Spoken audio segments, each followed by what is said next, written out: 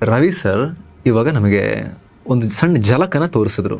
Speechless, ರೋಮಾಂಚನಕಾರಿ. ಸಿನಿಮಾದಲ್ಲಿ ಯಕ್ಷಗಾನ ಇದೆಯಾ ಅಥವಾ ಯಕ್ಷಗಾನವೇ ಸಿನಿಮಾನ? ಇದು ಯಕ್ಷ ಸಿನಿಮಾ. ಬರಬೇಕಾದ್ರೆ ಎಲ್ಲವನ್ನ ತಿಳ್ಕೊಂಡು ಬಂದಿದ್ರು ಶಿವಣ್ಣ. ನಾವೇ ಶಾಕ್ ಆದ್ವಿ ಆ್ಯಕ್ಚುಲಿ. ನೀವು ಈಗ ಸುಮ್ಮನೆ ಒಬ್ಬರೇ ಇದ್ದಾಗ ಏನಾದರೂ ಸೌಂಡ್ನ ಥಿಂಕ್ ಮಾಡ್ತಿರ್ತೀರಾ? ಸೊ ಅಲ್ಲಿ ಪೇಂಟ್ ಹಾಕ್ಬೇಕಾದ್ರೆ ತಂದಾನೆ ನಾನೇ ತಾನೇ ತಂದಾನೆ ಬಂತು.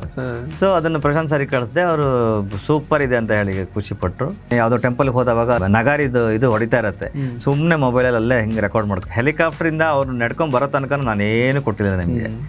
ಮೆಟ್ಲ ಹತ್ರ ಬರ್ತೀನಿ ಅಂತ ಒಬ್ಬ ಡೋರ್ ಹಿಂಗೆ ಓಪನ್ ಆಗುತ್ತೆ. ಆವಾಗ ನಿಮ್ಮ ಒಳಗಡೆ ಒಂದು ವೈಬ್ರೇಷನ್ ಕ್ರಿಯೇಟ್ ಆಗುತ್ತೆ. ಸೌಂಡ್ನ ತಾಕತ್ತೇನು ಅನ್ನೋದು ಹೇಳ್ತೀನಿ ನಿಮಗೆ. ನನ್ನೊಳಗಡೆ ಒಂದು 528 ಕಿಲೋವಾಟ್ಸ್ ಅಂತ ಇದೆ. ಆ ಫ್ರೀಕ್ವೆನ್ಸಿ ನಮ್ಮ ಒಳಗಡೆ ಕ್ರಿಯೇಟ್ ಆಗಬೇಕು ನನ್ನೊಳಗೆ. ಇದಾದ್ಮೇಲೆ 963 ಅಂತ ಕಿಲೋವಾಟ್ಸ್ ಇದೆ. ಇದು ಕ್ರಿಯೇಟ್ ಆಯ್ತು ಅಂತ ಹೇಳಿದ್ರೆ ರವಿ ಬಸ್ರೂರೇ ಬೇಕು. ಅಂದರೆ ಮೇಜರ್ ಹಿಟ್ ಆದ ಸಂಗೀತಗಳನ್ನ ಎಲ್ಲದನ್ನೂ ಸ್ಟಡಿ ಮಾಡಿದವಾಗ ಎಲ್ಲವೂ ಕ್ರಿಯೇಟ್ ಆಗಿದ್ದು ಜಿ ಸ್ಕೇಲಲ್ಲಿ. KGF ಅಲ್ಲಿ ಬರುವಂಥ ಅಷ್ಟು ಹಾರ್ನ್ಸ್ಗಳು ನಮ್ಮಲ್ಲಿ ಕಟ್ಟಾಗಿ ಬಿದ್ದಂಥ ಎಲೆಕ್ಟ್ರಿಕ್ ಪೈಪ್ಗಳು. ಮತ್ತೆ ನಿಮ್ಮ ಮತ್ತೆ ಪ್ರಶಾಂತ್ ನೀಲ್ ಅವರ ಕಾಂಬಿನೇಷನ್ 1 ವರ್ಷ 3 ತಿಂಗಳು ನಾವು ಜೊತೆಗೆ ಟ್ರಾವೆಲ್ ಆದ್ವಿ. ನಾನು ಏನೆಲ್ಲ ಮಾಡಬೇಕು ಅಂತ ಅಂದ್ಕೊಂಡಿದ್ದೆ, ಅವ್ರು ಅಂದ್ಕೊಂಡಿದ್ದೆ, 2 ಮ್ಯಾಚ್ ಆಯಿತು. ನೀವೇ ಮ್ಯೂಸಿಕ್ ಡೈರೆಕ್ಟರ್ ಆಗ್ತೀರಿ, ನಾವು ಮ್ಯೂಸಿಕ್ ಡೈರೆಕ್ಟರ್ ಒಂದು ಆಗಲ್ಲ. ನಾನು ಡ್ಯಾನ್ಸರ್ ಆಗಿ ಬಂದಿದ್ದು ಇಂಡಸ್ಟ್ರಿಗೆ. ಮೊದಲ 20 ವರ್ಷ ಹೇಗಿತ್ತು? ಡಿಸಾಸ್ಟರ್. ಸೊ ಏನೇ ಮುಟ್ರು ಬೂದಿ. ಶಿವಕದ್ದ ಅಂತ ಇದ್ದಿದ್ದು ಒಂದು ಮನೆಯಿಂದ ಹೊರಗೆ ಹಾಕಿದ್ರು. ಗೋವಿಂದರಾಜ್ ನಗರದಲ್ಲಿ ಒಂದು ಪಬ್ಲಿಕ್ ಟಾಯ್ಲೆಟ್ ಇದೆ, ಅಲ್ಲಿ 3 ತಿಂಗಳು ಕಳೆದಿದ್ದೀನಿ.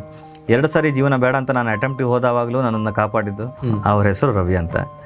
ಸೊ ನನ್ನ ಹೆಸರು ಕಿರಣ್ ಅಂತ. ರವಿ ಸರ್ ನಮಸ್ತೆ. ನಮಸ್ತೆ, ಗುಡ್ ಮಾರ್ನಿಂಗ್. ಹೇಗಿದ್ದೀರಿ? ಆರಾಮ್. ತುಂಬ ಬ್ಯುಸಿ ಇದ್ದೀರಂತ ಗೊತ್ತು.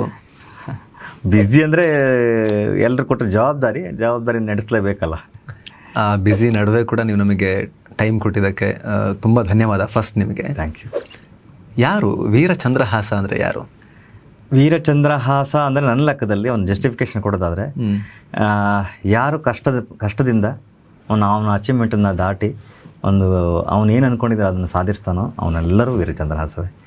ಸೊ ಉದಾಹರಣೆಗೆ ಹೇಳೋಕೆ ಹೋದರೆ ಒಂದು 15-20 ವರ್ಷದ ಹಿಂದೆ ನೀವು ಇಂಡಸ್ಟ್ರಿಗೆ ಬಂದಾವಾಗ ಸ್ಟ್ರಗಲ್ ಪಟ್ಟ ದಿನಗಳು, ಇವತ್ತಿಗೆ ನೀವಿರುವಂಥ ಪೊಸಿಷನು, ನೀವು ಒಂದು ವೀರಚಂದ್ರಹಾಸನೇ. ಸೊ ಈ ಕತೆ ನಾನು ಆಯ್ಕೆ ಮಾಡ್ಕೊಂಡಾಗ ನನಗನ್ಸಿದ್ದು, ಪ್ರತಿಯೊಬ್ಬ ವ್ಯಕ್ತಿಯಲ್ಲೂ ಒಂದು ಶ್ರಮ, ಅದಾದಮೇಲೆ ಡೆಡಿಕೇಶನ್ನು, ಪ್ರತಿಫಲಾಪೇಕ್ಷೆ ಇಲ್ಲದೆ ಅವನ ಪರಿಶ್ರಮ ಇದಿತ್ತನ್ನು ಹೇಳಿದ್ರೆ ಖಂಡಿತವಾಗೂ ಅವನು ಜೀವನದಲ್ಲಿ ನೋಡಬೇಕಂತ ಅಂದ್ಕೊಂಡಿದ್ದಾನೆ ಅದನ್ನು ಭಗವಂತ ಕರುಣಿಸ್ತಾನೆ ಅಂತ. ಈ ಕತೆಗೆ ನನಗನ್ಸಿದ್ದು ಟ್ರಿಗರ್ ಆಗಿದ್ದು ಅದಕ್ಕೋಸ್ಕರವೇ. ಒಬ್ಬ ಭಿಕ್ಷುಕ ಕುಂತಳ ರಾಜ್ಯದ ಮಹಾರಾಜನಾಗ್ತಾನೆ. ಯಾರಲ್ಲೂ ಎಣಿಸಲಾಗದಂಥ ಅಕ್ಷೋಹಿಣಿ ಸೈನ್ಯ ಅವನ ಹತ್ರ ಇರ್ತದೆ. ಶ್ರೀಕೃಷ್ಣ ಪರಮಾತ್ಮ ಅವನ ಸೈನ್ಯಕ್ಕೋಸ್ಕರ ಬರ್ತಾನೆ ಅಂತ ಹೇಳಿದ್ರೆ ಅದು ಸಣ್ಣ ವಿಚಾರ ಅಲ್ಲ. ಅದನ್ನೆಲ್ಲ ಅದರದ್ದು ಆಳವನ್ನು ನೋಡಿದವಾಗ ನನಗೆ ತುಂಬ ಟ್ರಿಗರ್ ಆದಂಥ ಕತೆ ಇದು. ಸೊ ಹಾಗಾಗಿ ನನ್ನ ಜೀವನದಲ್ಲೂ ನಾನು ಪಟ್ಟಂಥ ಕಷ್ಟಗಳು ಎಲ್ಲ ಕಡೆಯಲ್ಲೂ ನಿಮಗೆ ಅವಹೇಳನ ಆಗಿರಲಿ ಎಲ್ಲದೂ ನೋಡಿ ಬೆನ್ನು ಬಗ್ದಾವಾಗಲೂ ನಮಗೆ ಶಕ್ತಿ ಕೊಟ್ಟು ನಮ್ಮನ್ನು ಕಾಪಾಡಿದಂಥ ಒಂದಿಷ್ಟು ಕಲೆ ಇದು. ಅಂದರೆ ಆತ್ಮವಿಶ್ವಾಸವನ್ನು ಹೇಗೆ ಇಟ್ಕೊಳ್ಬೇಕು ಅವೆಲ್ಲವನ್ನು ನಾವು ಯಕ್ಷಗಾನದಿಂದ ತುಂಬ ತಿಳ್ಕೊಂಡಿದ್ದೀವಿ. ಅಂದರೆ ಪುರಾಣಗಳ ಕಥೆಗಳಿಂದ ಈ ಮೂಲಕ ನಮಗೆ ಸಣ್ಣಿಂದ ಕೇಳಿ ಕೇಳಿ ಕೇಳಿ ಅದು ಆ ಮಟ್ಟದ ಗಟ್ಟಿತನವನ್ನು ನಮ್ಮಲ್ಲಿ ಮಾಡಿದೆ. ಬಹುಶಃ ಸಾಧನೆ ಹಾದಿಯಲ್ಲಿ ಸಾಧನೆ ಉತ್ತುಂಗಕ್ಕೆ ಏರುವತ್ತ ಯಾರೆಲ್ಲ ಮನಸ್ಸು ಮಾಡಿದಾನೋ ಅವನೆಲ್ಲರೂ ವೀರಚಂದ್ರಹಾಸ. ಸ್ನೇಹಿತರೆ, ಈ ಪಾಡ್ಕಾಸ್ಟ್ ಶುರು ಮಾಡೋಕ್ಕಿಂತ ಮುಂಚೆ ನಾನು ರವಿ ಬಸ್ರೂರ್ ಸರ್ದು 1-2-3 ಕ್ಲಿಪ್ಸ್ ಬೇರೆ ಕಡೆ ಅವರು ಏನೇನು ಹೇಳಿದ್ದಾರೆ ಅದನ್ನೆಲ್ಲ ಸ್ವಲ್ಪ ಗ್ಯಾದರ್ ಮಾಡೋ ಪ್ರಯತ್ನ ಮಾಡಿದ್ದೆ. ಟೀಸರ್ ಏನು ಅವರು ಕೊಟ್ಟಿದ್ರು ಪಬ್ಲಿಕ್ಲಿ ಅವೈಲೇಬಲ್ ಇತ್ತು, ಅದನ್ನು ಮಾತ್ರ ನಾನು ನೋಡಿದ್ದೆ ಸರ್. ಬಟ್ ರವಿ ಸರ್ ಇವಾಗ ನಮಗೆ ಒಂದು ಸಣ್ಣ ಝಲಕನ್ನು ತೋರಿಸಿದ್ರು ನಮ್ಮ ತಂಡಕ್ಕೆ ಎಕ್ಸ್ಕ್ಲೂಸಿವ್ ಆಗಿ. ಮೂವಿಯ ಒಂದು ಗ್ಲಿಮ್ಸ್ನ ನಮಗೆ ತೋರಿಸಿದ್ರು. ಸ್ಪೀಚ್ಲೆಸ್, ರೋಮಾಂಚನಕಾರಿ. ಆ ಸಬ್ಜೆಕ್ಟೇ ಆಗಿದೆ, ಅದರಲ್ಲೆಲ್ಲವೂ ಕೂಡ ಒಂದು ಡೋಸ್ ಜಾಸ್ತಿ ಇರುತ್ತೆ ಆ ಸಬ್ಜೆಕ್ಟಲ್ಲಿ. ಅದಕ್ಕೆ ರವಿ ಸರ್ ಕೊಟ್ಟಿರುವಂತಹ ಇನ್ನೊಂದು ಲ್ಯಾಂಗ್ವೇಜ್ ಇದೆಯಲ್ಲ, ಆ ಧ್ವನಿಯ ಲ್ಯಾಂಗ್ವೇಜ್, ಸೌಂಡ್ನ ಲ್ಯಾಂಗ್ವೇಜ್, ಅಬ್ಬಾ ಬೆಳಿಗ್ಗೆ ಒಂದು ಎಕ್ಸ್ಟ್ರಾ ಡೋಸ್ ಏನೋ ಒಳಗೆ ಹೋದಂಗೆ ಆಯಿತು ಸರ್. ಖಂಡಿತ. ಈಗ ನಿಮ್ಗೆ ಹೆಂಗೆ ಡೋಸ್ ಸಿಕ್ಕಿದೆಯೋ ಆ ಡೋಸ್ ಶೂಟ್ ಮಾಡ್ತಾ ಪ್ರತಿದಿನವೂ ನಮಗೆ ಒಂದು ಏನಂತಾರೆ ಅದು ಹೊಸ ಪ್ರಪಂಚ ನೋಡ್ದಂಗೆ. ಎಲ್ಲೋ ಇಷ್ಟು ಏನು ಅಗಾಧವಾದಂಥ ಶಕ್ತಿ ಇರುವಂಥ ಕಲೆಯನ್ನು ನಾವೆಲ್ಲೋ ಮುಚ್ಚಿಟ್ಕೊಂಡಿದ್ವಿ ಇಷ್ಟು ದಿವಸ. ಅಂದರೆ ಇದು ಸೀಮಿತ 3 ಜಿಲ್ಲೆಗೆ ಆಯಿತಾ ಅನ್ನೋ ಥರದಲ್ಲಿ ನನಗೆ ಫೀಲ್ ಆಗಿತ್ತು. ಮೂರು ಜಿಲ್ಲೆಯಲ್ಲಿ ಒಂದು ಜನರೇಷನ್ ಹಿಂದಿನವರಿಗೆ ಹೌದೌದು ಆ ಥರ ಆಗೋಗಿತ್ತು. ಎಷ್ಟು ಅದ್ಭುತವಾಗಿರೋ ಕಲೆ. ಇದು ಒಂದು ಮಾತುಗಾರಿಕೆಯಿಂದ ಹಿಡಿದು ಪ್ರತಿಯೊಂದನ್ನು ಎಲ್ಲ ಆ್ಯಂಗಲಲ್ಲೂ ಎಲ್ಲರನ್ನೂ ಸೆಳೆಯುವಂಥ ತಾಕತ್ತಿದೆ. ನನ್ನ ಪ್ರಕಾರ, ನನ್ನ ರಿಸರ್ಚ್ ಪಾಯಿಂಟಲ್ಲಿ ನಾನು ನೋಡೋಕೆ ಹೋದರೆ ಇಡೀ ಪ್ರಪಂಚದಲ್ಲಿ ಈ ಒಂದು ಕಲೆಗೆ ಎಲ್ಲ ಭಾಗದಲ್ಲೂ, ಅಂದರೆ ಮಾತುಗಾರಿಕೆಯೂ ಇದೆ, ಕತೆ ನರೇಷನ್ ಹೇಳುವಂಥ ರೀತಿಯೂ ಇದೆ, ಪದ್ಯಗಳಿದೆ, ಹಿಮ್ಮೇಳದ ಸಂಗೀತವಿದೆ, ಕತೆ ಹೇಳುವಂಥ ಒಂದು ಅದ್ಭುತವಾದಂಥ ಏನು ವೇ ಇದೆ, ವೇಷಭೂಷಣಗಳಿದೆ, ಎಲ್ಲವನ್ನು ಮೇಳೈಸಿದಂಥ ಒಂದು ಅದ್ಭುತವಾದಂಥ ಕಲೆ. ಇದು ಯಾಕೆ ಇದು ಸೀಮಿತವಾಗಿದೆ? ಒಂದು 12 ವರ್ಷ ಹಿಂದೆ ಇದನ್ನು ಮಾಡಬೇಕು ಅಂತ ಹೊರಟವನು, ಬಟ್ ಆ ಸಮಯಕ್ಕೆ ಅನುಭವ ಸಾಕಾಗಿಲ್ಲ. ದಶಕದ ಕನಸು. ಹೌದು, ಅನುಭವಗಳು ಸಾಕಾಗಿಲ್ಲ, ನಮ್ಮ ಜೇಬಲ್ಲಿ ಕಾಸು ಸಾಕಾಗಲಿಲ್ಲ. ಬಹುಶಃ ಯಕ್ಷಗಾನವೇ ಹೇಳ್ದಂಗೆ ಮುಂದೊಂದು ದಿನ ಇಡೀ ಕರ್ನಾಟಕ ಇದರ ಜೊತೆಗಿರುತ್ತೆ, ವಿಶ್ವಗಾನ ಆಗುತ್ತೆ ಅಂತ ಭರವಸೆ ಕೊಟ್ಟಂಗಿತ್ತು. ಅದು ಬಹುಶಃ 2025ಕ್ಕೆ ಈಡೇರ್ತಾ ಇದೆ. ಅದು ಹೇಗೆ ಧೈರ್ಯ ಮಾಡಿದ್ರಿ ಅಂತ? ಇಲ್ಲಿ ಕಾನ್ಫಿಡೆನ್ಸ್ ಎಲ್ಲಿಂದ ಬಂತು ನಿಮಗೆ? ಬಹುಶಃ ಚಿಕ್ಕ ವಯಸ್ಸಿನಿಂದ ಕಂಡಂಥ ಕಷ್ಟಗಳಾಗಿರ್ಬೋದು, ಅಥವಾ ಬೆಳೀತಾ ಬೆಳೀತಾ ಸಾಧನೆ ಹಾದಿಗೆ ಎಲ್ಲರ ಜೀವನದಂತೆ ನಾನು ಬದುಕಬಾರ್ದು ಅಂತ ನಾನು ತಗೊಂಡಂಥ ನಿರ್ಧಾರ ಆಗಿರ್ಬೋದು, ನನ್ನ ತಂದೆ ತಾಯಿ ಮೇಲೆ ಇರುವಂಥ ಋಣಭಾರ ಆಗಿರ್ಬೋದು, ನನಗೆ ಬೆಂತಟ್ಟಿ ನನ್ನನ್ನು ಹರಿಸಿದಂಥ ನನ್ನ ಊರಿನ ಜನರ ಋಣ ಆಗಿರ್ಬೋದು, ಗಾಳಿ ಮೂಲಕ ನನಗೆ ಸಂಗೀತವನ್ನು ಕೊಟ್ಟು ನಾನು ಮಲಗಿದ್ರು, ನನ್ನ ಕನಸಲ್ಲಿದ್ದರೂ ಕೂಡ ನನಗೆ ಸಂಗೀತವನ್ನು ಉಣಬಡಿಸಿದಂಥ ಯಕ್ಷಗಾನದ 100ಕ್ಕೆ 200 ಪಟ್ಟು ಋಣಭಾರ ಇರ್ಬೋದು, ಸ್ನೇಹಿತರ ವರ್ಗದವರ ಋಣಭಾರ ಆಗಿರ್ಬೋದು, ಸಂಗೀತ ಕ್ಷೇತ್ರದಲ್ಲಿ ಇವತ್ತೇನಾದ್ರು ಒಂದು 2 ರೂಪಾಯಿ ಸಂಪಾದನೆ ಮಾಡಿ 2 ರೂಪಾಯಿ ಹೆಸರು ನಾನು ಗಳಿಸಿದ್ದಿದ್ರೆ ಅವೆಲ್ಲದ ಕ್ರೆಡಿಟು ಯಕ್ಷಗಾನಕ್ಕೆ ಹೋಗುತ್ತೆ. ಸಿನಿಮಾದಲ್ಲಿ ಯಕ್ಷಗಾನ ಇದೆಯಾ ಅಥವಾ ಯಕ್ಷಗಾನವೇ ಸಿನಿಮಾನ? ಯಾವ ಥರ ನಿರೀಕ್ಷೆ ಇಟ್ಕೊಂಡು ನಾವು ಒಳಗೆ ಹೋಗ್ಬೇಕೀಗ? ಇದು ಯಕ್ಷ ಸಿನಿಮಾ. ನಾನು ಕಂಡಂಥ ಮೊದಲನೇ ಪ್ರಪಂಚ ಯಕ್ಷಗಾನವನ್ನು ನಾನು ಕಲ್ಪನೆ ಮಾಡಿಕೊಂಡಂಥ ರೀತಿ, ಅದರ ಒಂದು ಝಲಕ್ ನೀವು ಈ ಸಿನಿಮಾದಲ್ಲಿ ನೋಡ್ಬೋದು. ನಾರ್ಮಲ್ ಆಗಿ ಯಕ್ಷಗಾನ 5:30-6 ಗಂಟೆ ತಾಸಿರುತ್ತೆ. ಸೊ ಇಲ್ಲಿ ನಾವು 6 ಗಂಟೆ ತಾಸನ್ನ ನಿಮಗೆ ಯಕ್ಷಗಾನ ತೋರಿಸ್ಲಿಕ್ಕೆ ಸಾಧ್ಯ ಇಲ್ಲ. ಅದರಲ್ಲಿ ಅವ್ರ ಜೊತೆಗೆ ಡಿಸ್ಕಸ್ ಮಾಡಿ ಏನು ಕ್ರಿಸ್ಪಿಯಾಗಿ ಒಂದು 2.5 ಗಂಟೆ ಕಾಲ ನಿಮ್ಮನ್ನು ಹಿಡಿದಿಡ್ಬೋದು. ಯಕ್ಷಗಾನದ ಸ್ಕ್ರೀನ್ ಪ್ಲೇ ವೆರೈಟಿನ ನಂಗೆ ತುಂಬ ಖುಷಿ ಆಯಿತು. ಅಂದರೆ ಹೊಸ ದಿಕ್ಕನ್ನು ನನಗೆ ತೋರಿಸ್ಕೊಡ್ತು. ಸಿನಿಮಾನ ಈ ರೀತಿಯೂ ಬಳಸ್ಬೋದು, ಹಾಡುಗಳನ್ನು ಈ ರೀತಿಯೂ ಬಳಸ್ಬೋದು ಅಂತ 70 ಹಾಡುಗಳನ್ನು ದಾಖಲೆ ಮಾಡುವಂಥ ಎಲ್ಲ ಅಂಶಗಳನ್ನು ಇದರಲ್ಲಿದೆ. 32 ರಾಗಗಳನ್ನು ಬಳಸಿದ್ದೀವಿ. ಪ್ಯೂರ್ ರಾಗ 32 ರಾಗಗಳನ್ನು ಬಳಸಿದ್ದೀವಿ. ಹತ್ರ 400-500 ವೇಷಗಳನ್ನು ಬಳಸಿದ್ದೀವಿ. ಇದು ಇದುವರೆಗೂ ಯಾರೂ ಮಾಡಿಲ್ಲ. ತುಂಬ ಇದೆ ವಿಷಯಗಳು, ಹೇಳ್ತಾ ಹೋದರೆ ತುಂಬ ಇದೆ. ಇವೆಲ್ಲವೂ ಯಕ್ಷಗಾನದ ಗತ್ತು. ಇದ್ರ ಗ್ಲಿಮ್ಸ್ ನನಗೆ ನೋಡಿದ ಮೇಲಿಂದ ಒಂದಂತೂ ಕಾನ್ಫಿಡೆನ್ಸ್ ಬರ್ತಾ ಇದೆ. ಯಕ್ಷಗಾನ ಈಗ ಹೇಗೆ ಕಾಂತಾರ ಆದಮೇಲೆ ಕರಾವಳಿಯ ಭೂತಕೋಲ ಅವೆಲ್ಲ ಹೇಗೆ ಮೇನ್ ಸ್ಟ್ರೀಮ್ ಆಯಿತು, ಇಡೀ ರಾಜ್ಯದ ಜನಕ್ಕೆ ಅದರ ಒಂದು ಪರಿಚಯ ಆಯಿತು, ಬಹುಶಃ ಯಕ್ಷಗಾನವನ್ನು ಯೂನಿವರ್ಸಲೈಸ್ ಮಾಡುತ್ತೆ ಅಂತ ಕಾಣುತ್ತೆ. ನಮ್ಮ ಉದ್ದೇಶವೂ ಅದೇ. ಇದ್ರ ಹಿಂದೆ ಸಿನಿಮಾ ಅಂತ ಒಂದು ಆ್ಯಂಗಲ್ ನೀವು ನೋಡಿದ್ರೆ ಇದು ಯಕ್ಷ ಸಿನಿಮಾ ಅಂತ ನಾನು ಹೇಳಲಿಕ್ಕೆ ಇಷ್ಟಪಡ್ತೀನಿ. ಸಿನಿಮಾ ಅಂತ ನಾನು ಕನ್ಸಿಡರ್ ಮಾಡೋದಿಲ್ಲ. ಯಾಕಂದರೆ ಸಿನಿಮಾ ಅಂದರೆ ಅದರದ್ದೊಂದು ಚೌಕಟ್ಟಿದೆ. ಇಲ್ಲಿ ಹೊರಟಂಥ ಉದ್ದೇಶವೇ ಬೇರೆ. 3 ಜಿಲ್ಲೆಗೆ ಸೀಮಿತವಾದಂಥ ಒಂದು ಅದ್ಭುತವಾದಂಥ ಕಲೆಯನ್ನು ಕರ್ನಾಟಕದ ಉಳಿದ ಭಾಗದವರು ನೋಡಬೇಕು. ಇದರಿಂದ ಕಲಿಯೋದು ತುಂಬ ಇದೆ. ಇದು ಶಾಲೆಗಳಲ್ಲಿ ಪಠ್ಯಪುಸ್ತಕಗಳಲ್ಲಿ ಇದರ ಬಗ್ಗೆ ವಿಚಾರಗಳು ಬರಬೇಕು. ಅದ್ರ ಜೊತೆಗೆ ವಾರ್ಷಿಕೋತ್ಸವ ಸಮಯದಲ್ಲಿ ಯಕ್ಷಗಾನ ಆಡುವಂತಾಗಬೇಕು. ಅದಾದಮೇಲೆ ಯಕ್ಷಗಾನ ಕಲಾವಿದರಿಗೆ ಸಿಗುವಂಥ ಏನು ಸವಲತ್ತುಗಳು ಏನು ಬೇಕು, ಅಗತ್ಯ ಸವಲತ್ತುಗಳು ಸಿಗಬೇಕು. ಮಾಡರ್ನ್ ಕಿಟ್ಗಳು ಗೌರ್ಮೆಂಟ್ ಕಡೆಯಿಂದ ಅವ್ರಿಗೆ ಸಿಗಬೇಕು. ಇನ್ನೂ ಪಾಪ ಹಳೆ ಮೈಕ್ಗಳನ್ನ ಇಟ್ಕೊಂಡು ಆಡ್ತಾರೆ. ಅವ್ರ ಗಂಟ್ಲಿಗೆ ಏನಾಗಬೇಕು, ಹೊರಗಡೆ ಅದು ಮಧುರವಾಗಿ ಕೇಳಿಸ್ತಾ ಇಲ್ಲ. ಮತ್ತು ಏನಂದರೆ ಎಲ್ಲದೂ ಒಂಚೂರು ಜಾಸ್ತಿನೇ ಬೇಕು ಇದರಲ್ಲಿ. ನಿಮಗೆ ಹೆವಿ ಕಾಸ್ಟ್ಯೂಮ್ನ ತಾಳ್ಕೊಳ್ಬೇಕು, ಎಕ್ಸ್ಟ್ರಾರ್ಡಿನರಿ, ತಲೆ ಮೇಲೆ ಮೈ ಮೇಲೆ ಎಲ್ಲ ತುಂಬ ಜಾಸ್ತಿನೇ ಇರುತ್ತೆ ಅಲ್ವಾ? ಹೌದು, ಮೇಕಪ್ ಜಾಸ್ತಿ, 35-40 kg ಅಷ್ಟು ತೂಕ ಹೊತ್ಕೊಳ್ಬೇಕು.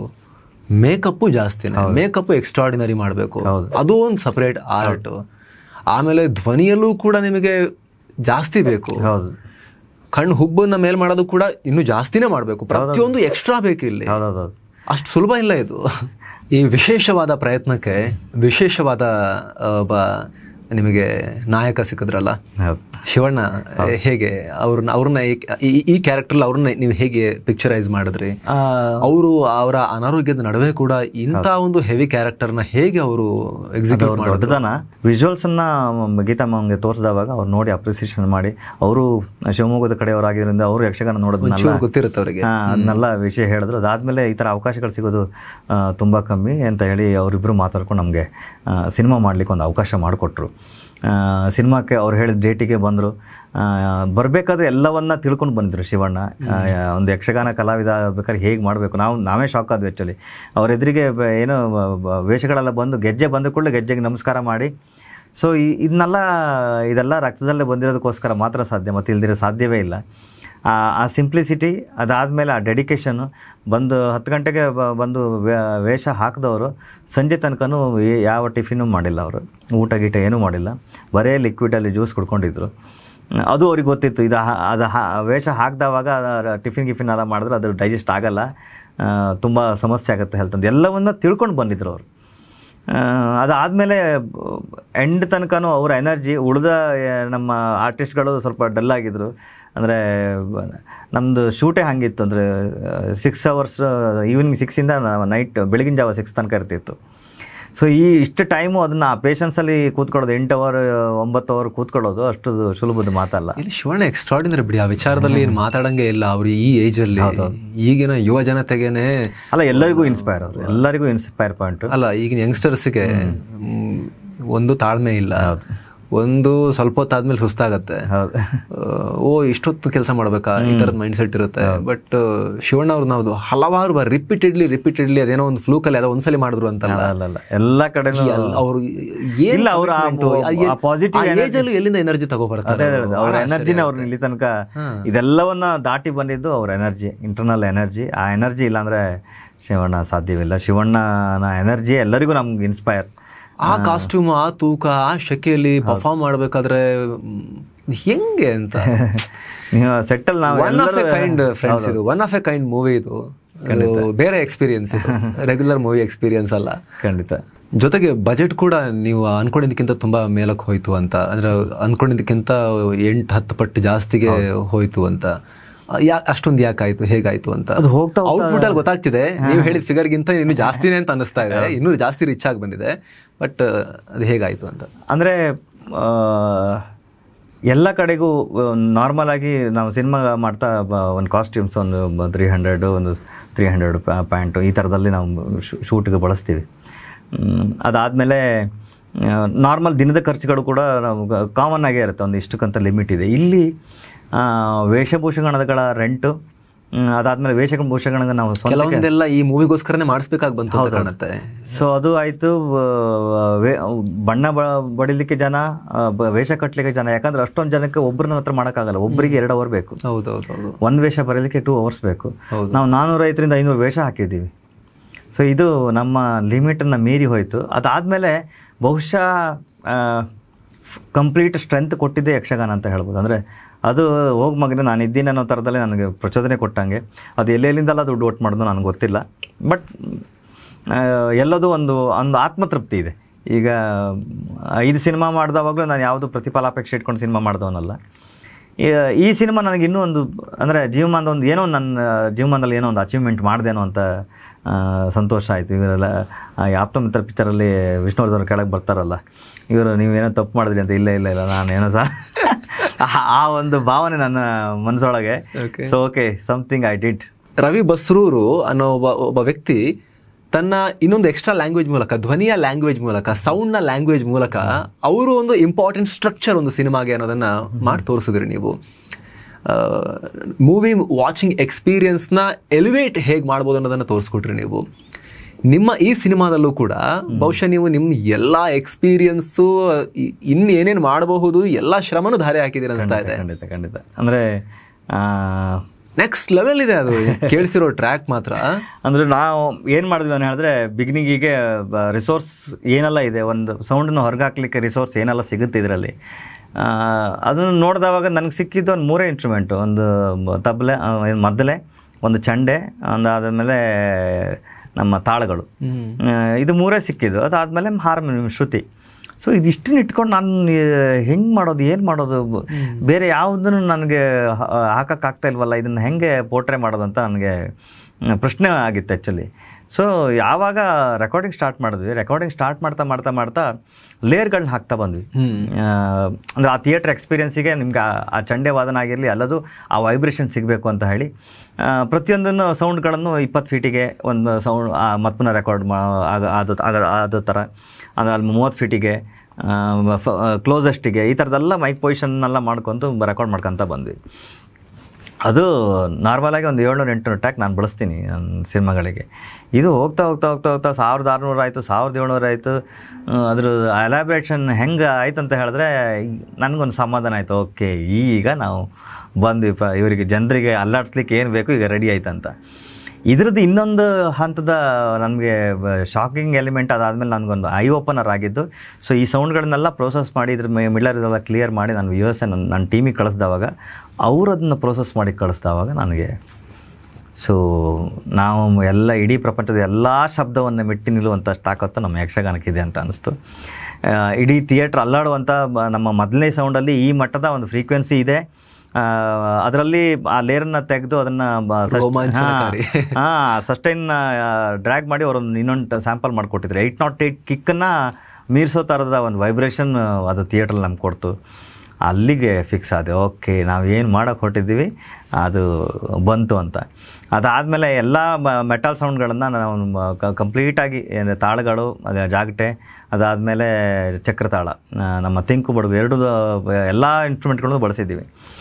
ಇವೆಲ್ಲವೂ ನಮಗೆ ಕ್ರಿಯೇಟ್ ಮಾಡಿಕೊಟ್ಟಂಥ ಒಂದು ಏನಿದೆ ಒಂದು ವರ್ಲ್ಡು. ಸೊ ಇದನ್ನು ನೀವು ಥಿಯೇಟ್ರಿಗೆ ಬಂದು ನೋಡಿದವಾಗಲೇ ಗೊತ್ತು, ನಿಮ್ಮ ಮೊಬೈಲಲ್ಲೆಲ್ಲ ಗೊತ್ತಾಗಲ್ಲ, ಲ್ಯಾಪ್ಟಾಪಲ್ಲೇ ಅದು ಈ ರೀತಿ ರೋಮಾಂಚನಗೊಳಿಸ್ತದೆ. ನನಗೆ ಒಬ್ಬನಿಗಲ್ಲ, ನಮ್ಮ ಟೀಮ್ ಅವರೆಲ್ಲ ಕೇಳಿಸ್ಕೊಂಡ್ರಲ್ಲ, ಪ್ರತಿಯೊಬ್ಬರು ಥ್ರಿಲ್ ಆದರು ಅದನ್ನು ಕೇಳಿಸ್ಕೊಂಡಾಗ. ಒಂದ್ಸಲಿ ಮೂಕ ವಿಸ್ಮಿತರಾಗೋದಂತಾರಲ್ಲ ಆ ರೀತಿ ಥಿಯೇಟ್ರಲ್ಲಿ ಅದು ಬೇರೆದೇ ಎಕ್ಸ್ಪೀರಿಯನ್ಸ್ ಕೊಡೋದು ಗ್ಯಾರಂಟಿ. ರೈಸ್ ಸರ್, ಇದು ನನಗೆ ಲ್ಯಾಂಗ್ವೇಜ್ ಅಂತ ಬಂದಾಗ ಬರೆಯೋ ಲ್ಯಾಂಗ್ವೇಜ್ ಗೊತ್ತು, ಓದೋ ಲ್ಯಾಂಗ್ವೇಜ್ ಗೊತ್ತು, ಓಕೆ ಅಭಿನಯದ ಲ್ಯಾಂಗ್ವೇಜ್ ಕೂಡ ನಾವು ಸ್ವಲ್ಪ ನೋಡಿ ಗೊತ್ತು ಬೇರೆಯವರು ಅಭಿನಯ ಮಾಡೋದನ್ನ. ಈ ಧ್ವನಿಯ ಲ್ಯಾಂಗ್ವೇಜ್ ಹೇಗೆ ಅಂತ, ಔಟ್ ಆಫ್ ನಥಿಂಗ್, ಏನು ಇರೋದಿಲ್ಲ, ಒಂದು ಆ ವಿಷನ್ ಅನ್ನ ಕಣ್ಮುಂದೆ ತಂದ್ಕೊಂಡು ಅದಕ್ಕೆ ಸ್ವರಗಳನ್ನ ಹುಟ್ಟಿಸೋದು ಹೇಗೆ ಅಂತ, ಅದು ಹೇಗೆ ವರ್ಕ್ ಆಗುತ್ತೆ ನಿಮ್ಮ ಬ್ರೈನ್ ನಲ್ಲಿ, ಹೇಗೆ ಕಂಪೋಸಿಷನ್ ಆಗುತ್ತೆ?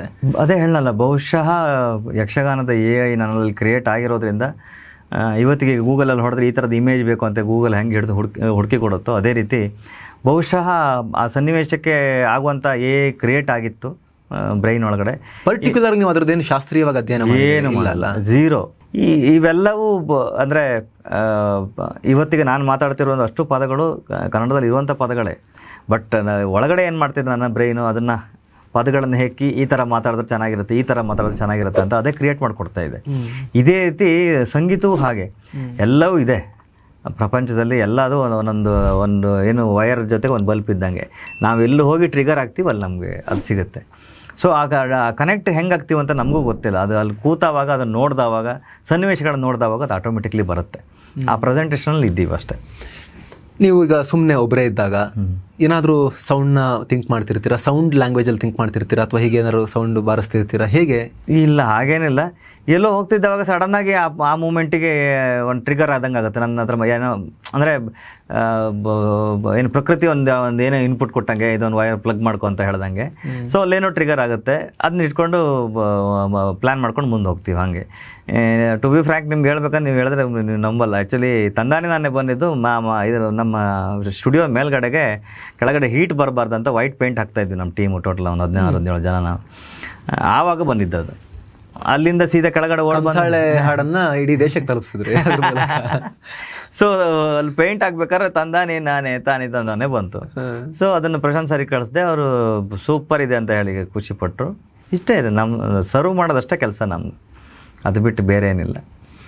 ಮತ್ತು ರವಿ ಸರ್ ಸೌಂಡಲ್ಲಿ ಒಂದು ಅಬ್ಬರ, ಒಂದು ರೋಮಾಂಚನ, ಒಂದು ಎಲಿವೇಶನ್ ಜಾಸ್ತಿ. ನೀವು ಎಲ್ಲ ಥರದ್ದು ಮ್ಯೂಸಿಕ್ ಕೊಟ್ಟಿದ್ದೀರಿ. ಇದನ್ನು ತುಂಬ ಸ್ಪೆಷಾಲಿಟಿ ಏನು ಅಂತ, ಆ ಎಲಿವೇಶನ್ ಇದ್ದಕ್ಕಿದ್ದಾಗೆ ಒಂದು ಮೂಡ್ ನಾವು ಹಿಂಗೆ ನೋಡ್ತಿರ್ತೀವಿ ಅಂತ ಅನ್ಕೊಳ್ಳಿ, ಹಿಂಗೆ ಮಾಡ್ತಾರ, ಅದೇನದು ಅಂತ. ಇದು ನನ್ನ ಜವಾಬ್ದಾರಿ ಅಂತ ಹೇಳ್ಬೋದು. ಅಂದರೆ ಸಂಗೀತದಲ್ಲಿ 2 ಥರದಲ್ಲಿರುತ್ತೆ. ಒಂದು ನಾರ್ಮಲ್ ಸೀನ್ಗಳು ಹೋಗ್ತಾ ಇರುತ್ತೆ, ಇನ್ನೊಂದು ಎಲಿವೇಶನ್ ಸೀನ್ಗಳು ನೀವು ಹೇಳ್ದಂಗೆ. ಅದನ್ನು ನಾವು ಟೂ ಸ್ಟೆಪ್ಸ್ ಕಾಂಪೋಸಿಂಗ್ ಅಂತ ನನ್ನ ಲ್ಯಾಂಗ್ವೇಜಲ್ಲಿ ನಾನು ಅಂದ್ಕೊಂಡಿದ್ದೀನಿ. ಅಂದರೆ ನಿಮ್ಮನ್ನು ಟ್ರಿಗರ್ ಮಾಡಲಿಕ್ಕೋಸ್ಕರವ, ಅಥವಾ ಏನು ನೀವು ಥಿಯೇಟ್ರಲ್ಲಿ ಕೂತಾವಾಗ ಆ ಆ್ಯಂಬಿಯನ್ಸ್ನಲ್ಲಿ ನೀವು ಅದ್ರೊಳಗಡೆ ಬರಬೇಕು, ನೀವು ಔಟ್ ಆಫ್ ದ ಬಾಕ್ಸ್ ಇದ್ದವರು ಅದ್ರೊಳಗಡೆ ಬರಬೇಕು ಅಂತ ಹೇಳಿ ನಾವು ಒಂದು ಟ್ರಿಗರ್ ಪಾಯಿಂಟ್ಗಳನ್ನು ಫಿಕ್ಸ್ ಮಾಡ್ಕೊಂಡಿರ್ತೀವಿ. ಅಲ್ಲಿ ತನಕ ಆ ಟ್ರಿಗರ್ ಪಾಯಿಂಟ್ ನಮ್ಮ ಮುಂದಿದೆ ಅನ್ನೋ ಗೊತ್ತಿದ್ರೆ ಅದಕ್ಕಿಂತ ಮೊದಲಿನ ನಾವು ಅದನ್ನ ಫುಲ್ ತಂಡ ಮಾಡಿಟ್ಟಿರ್ತೀವಿ, ನಿಮ್ಗೆ ಅದು ಗೊತ್ತೇ ಆಗಲ್ಲ. ಆ ಥರಕ್ಕೆ ತಗೊಬಂದು ಅಲ್ಲಿಗೆ ನಾವು ಟ್ರಿಗರ್ ಮಾಡಿಕೊಡ್ತೀವಿ. ಆ ಟ್ರಿಗರ್ ಪಾಯಿಂಟಲ್ಲಿ ನನ್ನ ಕಂಪೋಸಿಂಗಲ್ಲಿ ಎಲ್ಲದೂ ನಾನು 2 ನೋಟ್ ಇಲ್ಲ ಅಂದರೆ 3 ನೋಟ್ಸ್ ಅಷ್ಟೇ. ಆ 3 ನೋಟಲ್ಲಿ ನಾನು ನಿಮ್ಮನ್ನು ಕವರ್ ಮಾಡ್ಲಿಕ್ಕೆ ಟ್ರೈ ಮಾಡ್ತೀನಿ.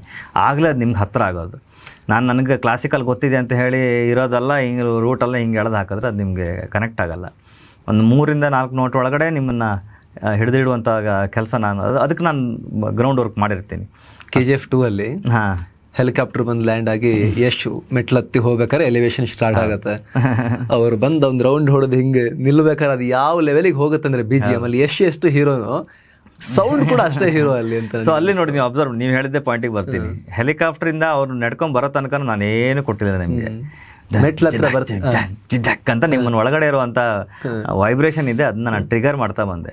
ಸೊ ಟ್ರಿಗರ್ ಎಲ್ಲಿ ತನಕ ಆಯ್ತಾನೆ ಹೇಳ್ರೆ ನಿಮ್ಮ ಪೇಷನ್ಸ್ ಲೆವೆಲ್ ಕಳೆದಿದ್ದೀನಿ ನಾನು. ಅದು ನೀವು ಅದನ್ನ ನಿಮ್ಮ ಪುನಃ ನೋಡಿ ಸೀನ್ ಸುಮಾರು ಹೊತ್ತು ಅದು ಪರ್ಪಸ್ಸೇ ಇದ್ದಿದ್ದು ನಿಮ್ಮನ್ನ ಟ್ರಿಗರ್ ಪಾಯಿಂಟ್ಗೆ ತಗೊಂಬಂದು ಕೊಡಯ್ಯ ಅಂತ ನೀವು ಹೇಳ್ಬೇಕು. ಆಯ್ತು ನೋಡಿದೀನಿ ಗೊತ್ತಿಲ್ಲದಂಗೆ ಆ ರೀತಿ ಆಗ್ತಿರೋದು. ಅದು ನಮ್ಮ ಪ್ಲಾನ್. ಇದನ್ನ ಏನು ಡಿಸೈನ್ ಅಂತ ಹೇಳ್ತೀವಿ. ದ ಮೊಮೆಂಟ್ ಅವ್ರು ಬಂದು ಹಿಂಗ್ ರೌಂಡ್ ಹೊಡೆಯಕ್ಕೆ ಶುರು ಮಾಡಿದಾಗ ಅದು ಬೇರೆ ಲೆವೆಲ್ಗೆ ಹೋಗುತ್ತೆ. ಹೌದು. ಸೊ ಯಾವಾಗ ಡೋರ್ ಹಿಂಗ್ ಓಪನ್ ಆಗುತ್ತೆ ಆವಾಗ ನಿಮ್ಮ ಒಳಗಡೆ ಒಂದು ವೈಬ್ರೇಷನ್ ಕ್ರಿಯೇಟ್ ಆಗುತ್ತೆ. ಆ ವೈಬ್ರೇಷನ್ ಕ್ರಿಯೇಟ್ ಮಾಡೋದ್ ಕೆಲಸ ನಮ್ದು. ಸೊ ಅಲ್ಲಿ ತನಕ ನಿಮ್ಮನ್ನ ಹೆಂಗ್ ಟ್ರಿಗರ್ ಮಾಡಬೇಕು, ಯಾವ ಫ್ರೀಕ್ವೆನ್ಸಿಯಿಂದ ಯಾವ ಫ್ರೀಕ್ವೆನ್ಸಿ ತನಕ ನಿಮ್ಮನ್ನ ಟ್ರಿಗರ್ ಮಾಡಬೇಕು, ಇದೆಲ್ಲ ಸೌಂಡಿನ ಒಂದು ತಾಕತ್ತಿದೆ ನಿಮ್ಗೆ. ಒಬ್ಬ ವ್ಯಕ್ತಿ ಈಗ ನಿಮ್ಗೆ ನಾನು ಇಷ್ಟ ಅದನ್ನೇ ಅರ್ಥ ಮಾಡ್ಕೋಬೇಕು. ನನಗೆ ಸೌಂಡ್ ನ ತಾಕತ್ತೇನು ಅನ್ನೋದು ಹೇಳ್ತೀನಿ ನಿಮ್ಗೆ. ಫ್ರೀಕ್ವೆನ್ಸಿ ಓರಿಯೆಂಟೆಡ್ ಹೇಳ್ಬಿಡ್ತೀನಿ. ಈಗ ನಿಮ್ಮನ್ನು ನೋಡಿದ್ರೆ ನನಗೆ ಇಷ್ಟ ಆಗಬೇಕು, ನಿಮ್ಮನ್ನು ಮಾತಾಡ್ಸೋ ಕೂಡ ನನಗೆ ಇಷ್ಟ ಆಗಬೇಕು ಅಂತ ಹೇಳಿದ್ರೆ ನನ್ನೊಳಗಡೆ ಒಂದು 528 ಕಿಲೋವಾಟ್ಸ್ ಅಂತ ಇದೆ. ಆ ಫ್ರೀಕ್ವೆನ್ಸಿ ನಮ್ಮೊಳಗಡೆ ಕ್ರಿಯೇಟ್ ಆಗಬೇಕು ನನ್ನೊಳಗೆ. ಅದನ್ನು ನೋಡಿದವಾಗ ನಿಮ್ಮೊಳಗೂ ಆ 520 ಕಿಲೋವಾಟ್ಸ್ ಕ್ರಿಯೇಟ್ ಆಯ್ತಾನೆ ಹೇಳಿದ್ರೆ ನೀವು ರಘು ಸ್ವಲ್ಪ ಸೂಪರಪ್ಪ ಅಂತ ನೀವು ಹೇಳ್ತೀರಾ.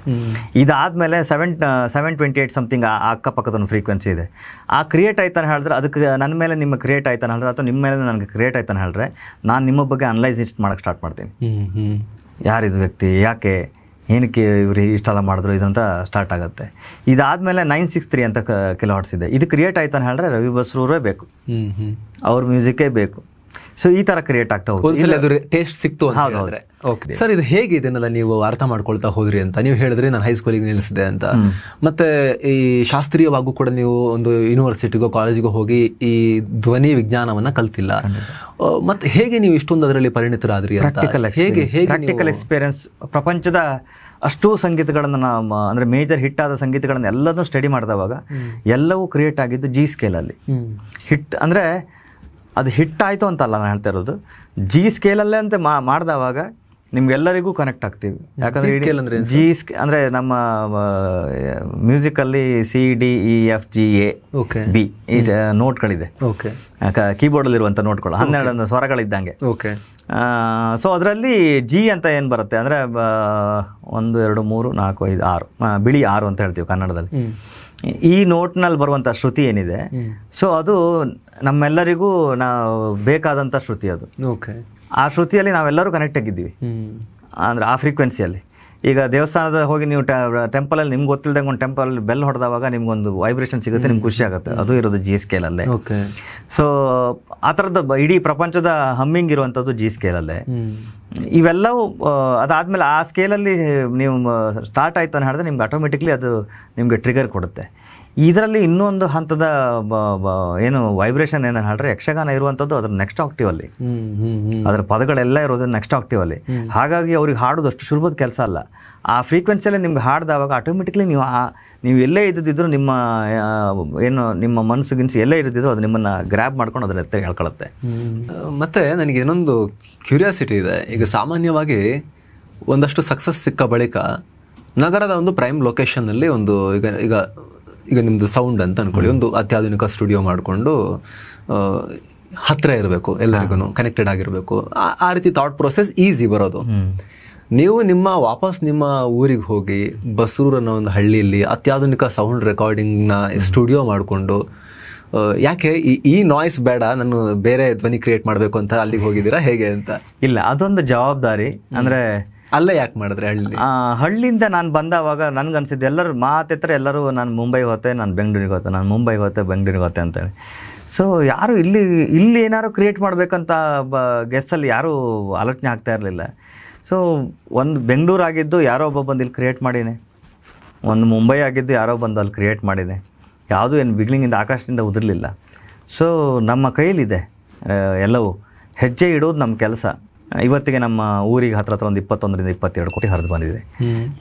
ನನ್ನ ಸ್ಟುಡಿಯೋದಿಂದ ನನಗೆ ಅಷ್ಟೊಂದು ರೆವೆನ್ಯೂ ಆಗದೇ ಇದ್ರೂ ಕೂಡ ಓವರಾಲ್ ಎಕಾನಮಿ ನನ್ನ ಖುಷಿ ಕೊಟ್ಟಿದೆ. ಅಂದರೆ ಬೇರೆ ಬೇರೆ ದೊಡ್ಡ ದೊಡ್ಡ ಸಂಸ್ಥೆಗಳು ನಮ್ಮ ಊರಿಗೆ ಬಂದು ಅಲ್ಲಿ ಉಳ್ಕೊಂಡು ಅಲ್ಲಿ ಅವ್ರ ಫ್ಯಾಮಿಲಿನೂ ಕರೆಸ್ಕೊಂಡು ಆ ಬೀಚ್ ಕಡೆಗೆ ಓಡಾಡಿಕೊಂಡು ಟೆಂಪಲ್ಲಿಗೆ ತಿರುಗಿ ಟೆಂಪಲಲ್ಲಿ ಒಂದಿಷ್ಟು ಡೊನೇಷನ್ ಕೊಟ್ಟು ಹೋಟ್ಲ್ಗಳು ವಿಸಿಟ್ ಮಾಡಿ ಟ್ರಾವೆಲ್ಲು ಟ್ರಾನ್ಸ್ಪೋರ್ಟು. KGF ಟೈಮಲ್ಲಿ 40-45 ಜನ ಇದ್ದರು. ಸಲಾರ್ ಟೈಮಲ್ಲಿ 60 ಜನ ಇದ್ದರು. ಇವೆಲ್ಲವೂ ಸಾಧ್ಯತೆಗಳಿದೆ. ಅರ್ಜೆಂಟಾಗಿ ಬರಬೇಕು ಅಂತ ಹೆಲಿಕಾಪ್ಟರ್ ಬಂದರು. ಇವೆಲ್ಲವೂ ಎಲ್ಲಿಗೆ ಬಂತು? ಎಲ್ಲ ಕೆಲಸ ಅಲ್ಲೇ ಮಾಡೋದಲ್ವಾ? ಎಲ್ಲಿಗೆ ಬಂತು? ಬೆಂಗಳೂರಲ್ಲಿ ಬೆಂಗಳೂರಲ್ಲಿ ನನ್ನ ಮನೆ ಇದೆ. ಬೆಂಗಳೂರಲ್ಲಿ ಕೆಳಗಡೆ ಕಾಂಪೋಸಿಂಗ್ ಅಂತ ನಾನು ಸ್ಟುಡಿಯೋ ಮಾಡ್ಕೊಂಡಿದ್ದೀನಿ. ಬಟ್ ಮೇಜಾರಿಟಿ ವರ್ಕ್ ಅಲ್ಲಿಗೆ ಇಟ್ಟಿದ್ದೀನಿ. ಅದು ಆ ಶಿಫ್ಟ್ ನಾನು ಮಾಡಿದಕ್ಕೋಸ್ಕರ ಆ ರೆವೆನ್ಯೂ ಜನರೇಟ್ ಆಗೋಕ್ಕೆ ಸ್ಟಾರ್ಟ್ ಆಯಿತು. ಅದು ಆಗ್ತಾ ಆಗ್ತಾ ಆಗ್ತಾ ಆಗ್ತಾ ಅಲ್ಲಿನ ವೈಶಿಷ್ಟ್ಯತೆ ಅದ್ರ ಜೊತೆಗೆ ಆ ನೇಚರ್ನ ನೋಡಿದ್ಮೇಲೆ ಈಗ ನಾನು ಬೆಂಗಳೂರಿಗೆ ಬನ್ನಿ ಅಂದ್ರೆ ಅವ್ರು ಬರ್ತಾ ಇಲ್ಲ. ಅಲ್ಲೇ ಬೆಟರ್. ನಾನು ಅಲ್ಲಿಗೆ ಬರ್ತೀನಿ, ನೀವು ಅಲ್ಲಿಗೆ ಬಂದ್ಬಿಡಿ ಅಂತ ಇದ್ದಾರೆ. ಸೊ ನಿಮಗೆ ಈ ಸಿಟಿಯ ನಾಯ್ಸ್ ಇಂದ ಡಿಸ್ಟರ್ಬೆನ್ಸಸ್ ಇಂದ ದೂರ ಎದ್ದು ಫೋಕಸ್ ಮಾಡೋಕ್ಕೂ ಹೆಲ್ಪ್ ಆಗಿರುತ್ತೆ. ಖಂಡಿತ. ಈಗ ಮ್ಯೂಸಿಕ್ ಅಲ್ಲಿ ಇನ್ಸ್ಟ್ರೂಮೆಂಟ್ಸ್ ನ ಬಳಸೋದು ಒಂದು, ಆಮೇಲೆ ಇನ್ನೊಂದು ಡಿಜಿಟಲ್ ಆಗಿ ಕ್ರಿಯೇಟ್ ಮಾಡೋದು ಒಂದು ವಿಧಾನ ಇದೆಯಲ್ಲ. ಸೊ ಅದರಲ್ಲಿ ಎರಡರ ಮಿಶ್ರಣವನ್ನ ಯೂಸ್ ಮಾಡ್ತೀರಾ. ನಮಗೆ ಕೇಳಿದಾಗ ಹೆಚ್ಚು ಇನ್ಸ್ಟ್ರೂಮೆಂಟ್ಸ್ ಜಾಸ್ತಿ ಕೇಳುತ್ತೆ ನಿಮ್ಮ ಬೀಟ್ಸ್ ಅಲ್ಲಿ. ಸೊ ಹೇಗೆ ಅದು? ನಾನು ನೇಚರ್ನ ಜಾಸ್ತಿ ಬಳಸ್ತೀನಿ. ಉದಾಹರಣೆಗೆ ಮತ್ತೆ ಲೈವ್ ರೆಕಾರ್ಡಿಂಗ್ ಜಾಸ್ತಿ. ಲೈವ್ ರೆಕಾರ್ಡಿಂಗ್ ನನ್ನ ರಿಸೋರ್ಸ್ಗಳನ್ನೇ ನಾನು ಮಾಡ್ಕೊಂಡಿರ್ತೀನಿ. ಉದಾಹರಣೆಗೆ ತುಂಬ ಇದೆ ಆ ಥರದ್ದು. ಈಗ KGF ಅಲ್ಲಿ ಬರುವಂಥ ಅಷ್ಟು ಹಾರ್ನ್ಸ್ಗಳು ನಮ್ಮಲ್ಲಿ ಕಟ್ಟಾಗಿ ಬಿದ್ದಂಥ ಎಲೆಕ್ಟ್ರಿಕ್ ಪೈಪ್ಗಳು. ಆ ಎಲೆಕ್ಟ್ರಿಕ್ ಪೈಪ್ ಬಿದ್ದಿರೋದ್ರಲ್ಲೇ ಸೌಂಡ್ ತೆಗೆದು ಅದನ್ನು ಪ್ರೋಸೆಸ್ ಮಾಡಿ ಆ ಶೇಪ್ ತಗೊಬಂದಿರೋ ಅದರಲ್ಲಿ ಯೂಸ್ ಮಾಡಿರುವಂಥ ಅಷ್ಟು ಹಾರ್ನ್ಸ್ಗಳು ಇದ್ರದ್ದು. KGF 2 ಅಲ್ಲೂ ಅಷ್ಟೇ, ಈವನ್ ಸಲಾರಲ್ಲೂ ಅಷ್ಟೇ. ಎಲ್ಲವೂ ನಮ್ಮ ಅಕ್ಕಪಕ್ಕ ಸಿಗುವಂಥ ನೇಚರ್ ಸೌಂಡ್ಗಳನ್ನೇ ಇಟ್ಕೊಂಡೆ ನಾನು ಮಾಡಿರುವಂಥದ್ದು. ಅದು ಹೇಗೆ, ಅದು ಪ್ರೊಸೆಸ್ ಹೇಗೆ ಮಾಡೋದು? ಅದು ಟೆಕ್ನಾಲಜಿ.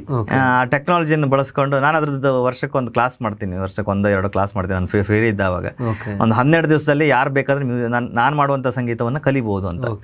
ಅಂದರೆ ನೀವು ನೇಚರಲ್ಲಿರೋ ಸೌಂಡ್ನ ಕೂಡ ಕ್ಯಾಪ್ಚರ್ ಮಾಡಿ ಯೂಸ್ ಮಾಡ್ಕೊಂತೀವಿ. ಹೌದೌದು. ಓಕೆ. ಈಗ ಯಾವುದೋ ಟೆಂಪಲ್ಗೆ ಹೋಗ್ತೀನಿ, ಯಾವುದೋ ಟೆಂಪಲ್ಗೆ ಹೋದವಾಗ ಅಲ್ಲಿ ದೂರದಲ್ಲಿ ಎಲ್ಲ ಡಣ್ ಅಂತ ಹೊಡಿತಾ ಇರುತ್ತೆ, ಅಥವಾ ಈ ನಗಾರಿದು ಇದು ಹೊಡಿತಾ ಇರುತ್ತೆ. ಸುಮ್ಮನೆ ಮೊಬೈಲಲ್ಲಿ ಅಲ್ಲೇ ಹಿಂಗೆ ರೆಕಾರ್ಡ್ ಮಾಡ್ಕೊಂತೀನಿ, ಆಮೇಲೆ ಪ್ರೊಸೆಸ್ ಮಾಡ್ಕೊತೀನಿ.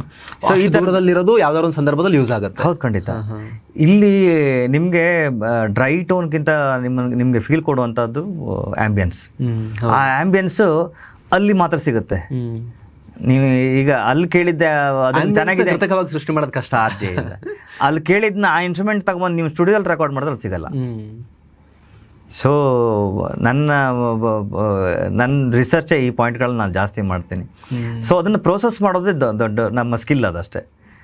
ಪ್ರೋಸೆಸ್ ಮಾಡ್ತಾ ನಾವು ಅದನ್ನ ಹೇಗೆ ಅದನ್ನ ಎನ್ಹಾನ್ಸ್ ಮಾಡ್ಕೊತೀವಿ, ಅದಕ್ಕೊಂದು ಆ ರೀತಿಯಾಗಿರೋ ಒಂದು ಸೂಕ್ಷ್ಮ ಕಿವಿ ಬೇಕಲ್ಲ. ಯಾವಾಗ್ಲೂ ಅದನ್ನ ಅಲ್ಲ, ನನ್ನ ತಲೆ ಅದ್ರೊಳಗಡೆ ಇರುತ್ತೆ. ಎಲ್ಲೂ ಹೋದ್ರು, ಈವನ್ ಟೆಂಪಲ್ಗೆ ಹೋದ್ರು ದೇವ್ರ ನೋಡೋಕ್ಕಿಂತ ಜಾಸ್ತಿ ಅಲ್ಲಿ ಅಕ್ಕಪಕ್ಕ ಇರೋ ಸೌಂಡೇ ಇರುತ್ತೆ. ಧ್ವನಿ ಕಡೆನೇ ಜಾಸ್ತಿ ಗಮನ ಇರುತ್ತೆ. ಓಕೆ, ಇದು ನಾವು ಇವತ್ತಿನ ರವಿ ಬಸ್ರೂರ್ ಅವ್ರನ್ನ ನಾವು ನೋಡ್ತಾ ಇದ್ದೀವಿ. ಬಟ್ ಇದೇ ರವಿ ಬಸ್ರೂರ್ ಅವರ ಇದರ ಪ್ರೀವಿಯಸ್ ಹಾಫ್ ಹೇಗಿತ್ತು ಅಂತ. ಈಗ 40 years ರವಿ ಬಸ್ರೂರ್ ಅವರಿಗೆ ಮೊದಲ 20 ವರ್ಷ ಹೇಗಿತ್ತು? ಡಿಸಾಸ್ಟರ್, ಒಂದೇ ವರ್ಡ್ ಅಷ್ಟೇ.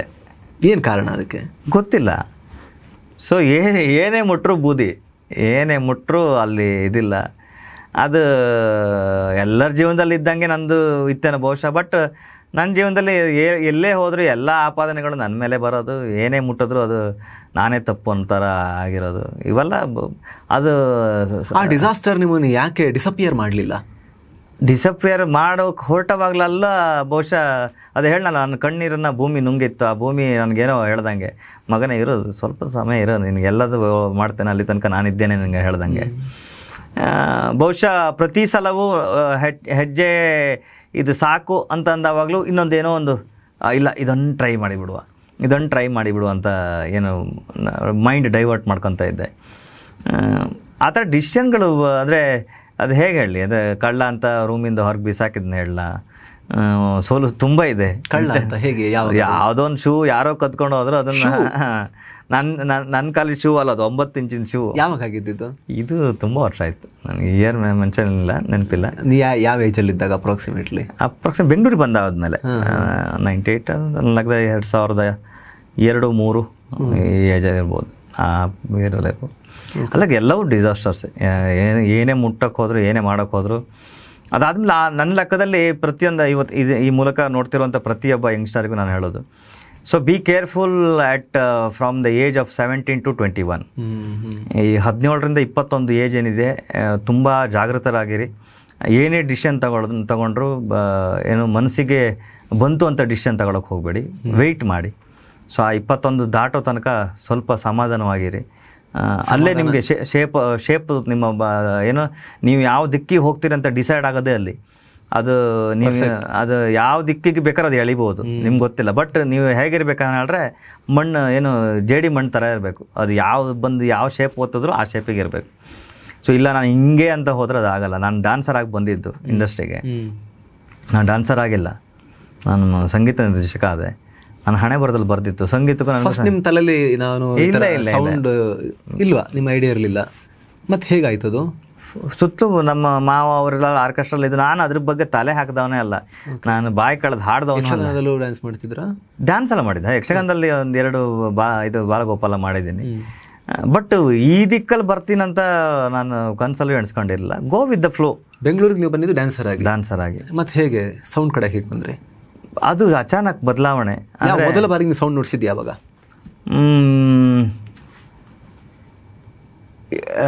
ನನಗೆ ಟ್ರಿಗರ್ ಪಾಯಿಂಟ್ ಗೊತ್ತಾಗ್ತಾ ಇಲ್ಲ. ಬಟ್ ಸಡನ್ನಾಗಿ ಹುಚ್ಚಿಡಿದು ಒಂದು ಟ್ರಿಗರ್ ಪಾಯಿಂಟ್ ಹೇಳ್ತೀನಿ. ನಮ್ಮ ಅಣ್ಣನ ನಮ್ಮ ಅಣ್ಣ ಆರ್ಕೆಸ್ಟ್ರಾಕ್ಕೆ ಹೋಗ್ತಿದ್ದ. ನಮ್ಮ ಅಣ್ಣನ ಆರ್ಕೆಸ್ಟ್ರಿಂದ ತೆಗೆದು ಹಾಕಿದ್ರು. ಈ ಫ್ಯಾಮಿಲಿ ಯಾವುದೋ ಸಣ್ಣ ಸಮಸ್ಯೆ ಇಂಟರ್ನಲ್ ಬಂತು, ನಮ್ಮ ಅಣ್ಣನ ಆರ್ಕೆಸ್ಟ್ರಿಂದ ತೆಗೆದು ಹಾಕಿದ್ರು. ಅವ್ನು ಮನೆ ಬಂದು ಅಳಕ್ಕೆ ಸ್ಟಾರ್ಟ್ ಮಾಡ್ದೆ. ನಿಮ್ಮೆಲ್ಲರ ಗಲಾಟೆ ಒಳಗೆ ನನಗೆ ಆರ್ಕೆಸ್ಟ್ರಿಂದ ತೆಗೆದು ಹಾಕೋ, ನಾನೀಗ ಎಲ್ಲಿ ಹಾಡೋಕ್ಕೆ ಹೋಗಲಿ, ನಾನು ಎಲ್ಲಿಗೆ ತಬಲಾ ಬರ್ಸೋಕ್ಕೆ ಹೋಗಲಿ ಅಂತೇಳಿ ಹಿಂಗೆ. ಸೊ ಇದೇನು ಕತೆ, ನನಗೆ ಆವಾಗ 8th ಸ್ಟ್ಯಾಂಡರ್ಡು. ಅದಕ್ಕೆ ತಲೆ ಕೆಡ್ಸ್ಕೊಂತೀನಿ, ನಾವೇ ಮಾಡಿದ್ರೆ ಆಯ್ತು ಆರ್ಕೆಸ್ಟ್ರಾ ಅಂತ ಹೇಳಿ 8ನೇ ಕ್ಲಾಸಲ್ಲಿ ಆರ್ಕೆಸ್ಟ್ರಾ ಓಪನ್ ಮಾಡಿದೆ ನಾನು. ಓಕೆ, 8ನೇ ಕ್ಲಾಸಲ್ಲಿ ಆರ್ಕೆಸ್ಟ್ರಾ?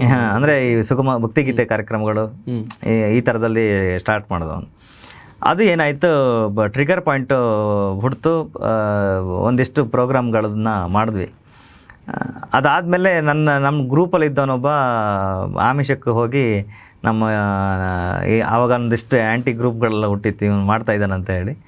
ಸೊ ನಮ್ಗೆ ಪ್ರೋಗ್ರಾಮ್ ತೊಗೊಂಡಿದ್ದು ಅವ್ನು ಕೈ ಕೊಟ್ಟ. ಈಗ ದಿನ ಕಮ್ಮಿ ಇದೆ ನಮ್ಮಲ್ಲಿ. ಆವಾಗ ಹೆಂಗೆ ನೋಡ್ರೆ ಕೀಬೋರ್ಡ್ಗಳೆಲ್ಲ ಡೈರೆಕ್ಟಾಗಿ ಸ್ಟೇಜಿಗೆ ಬರ್ತಿತ್ತು ರೆಂಟಿಗೆ. ನಿಮ್ಗೆ ಮನೆಗೆ ಪ್ರಾಕ್ಟೀಸಿಗೆಲ್ಲ ಬರಲ್ಲ. ನೀವು ಏನಿದ್ರು ಇಲ್ಲಿ ಹಾರ್ಮೋನಿಯಮಲ್ಲಿ ಅದೆಲ್ಲ ಪ್ರಾಕ್ಟೀಸ್ ಮಾಡಬೇಕು. ರೆಂಟಿಗೆ ಅವ್ನು ಬರ್ತಾನೆ, ಅದು ಅವ್ನು ಬಟನ್ ಒತ್ತಂಗೆ ಇಲ್ಲ. ನೀವು ಏನು ಇನ್ಸ್ಟ್ರೂಮೆಂಟ್ ಬೇಕು ಅಂತ ಫಸ್ಟ್ ಹೇಳಬೇಕು, ಅವ್ನು ಬಟನ್ ಒತ್ತಾನೆ, ನಾವು ಬರೀ ಕೀಬೋರ್ಡ್ ಹಿಂಗೆ ಬಾರಿಸ್ಬೇಕು. ಆ ಮಟ್ಟದ ಸ್ಟ್ರಿಕ್ಟ್ ಇತ್ತು.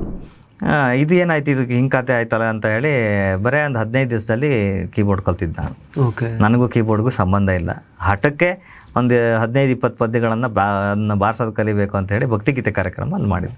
ಅಲ್ಲಿಂದ ಟ್ರಿಗರ್ ಹುಟ್ಟಿದ್ದು.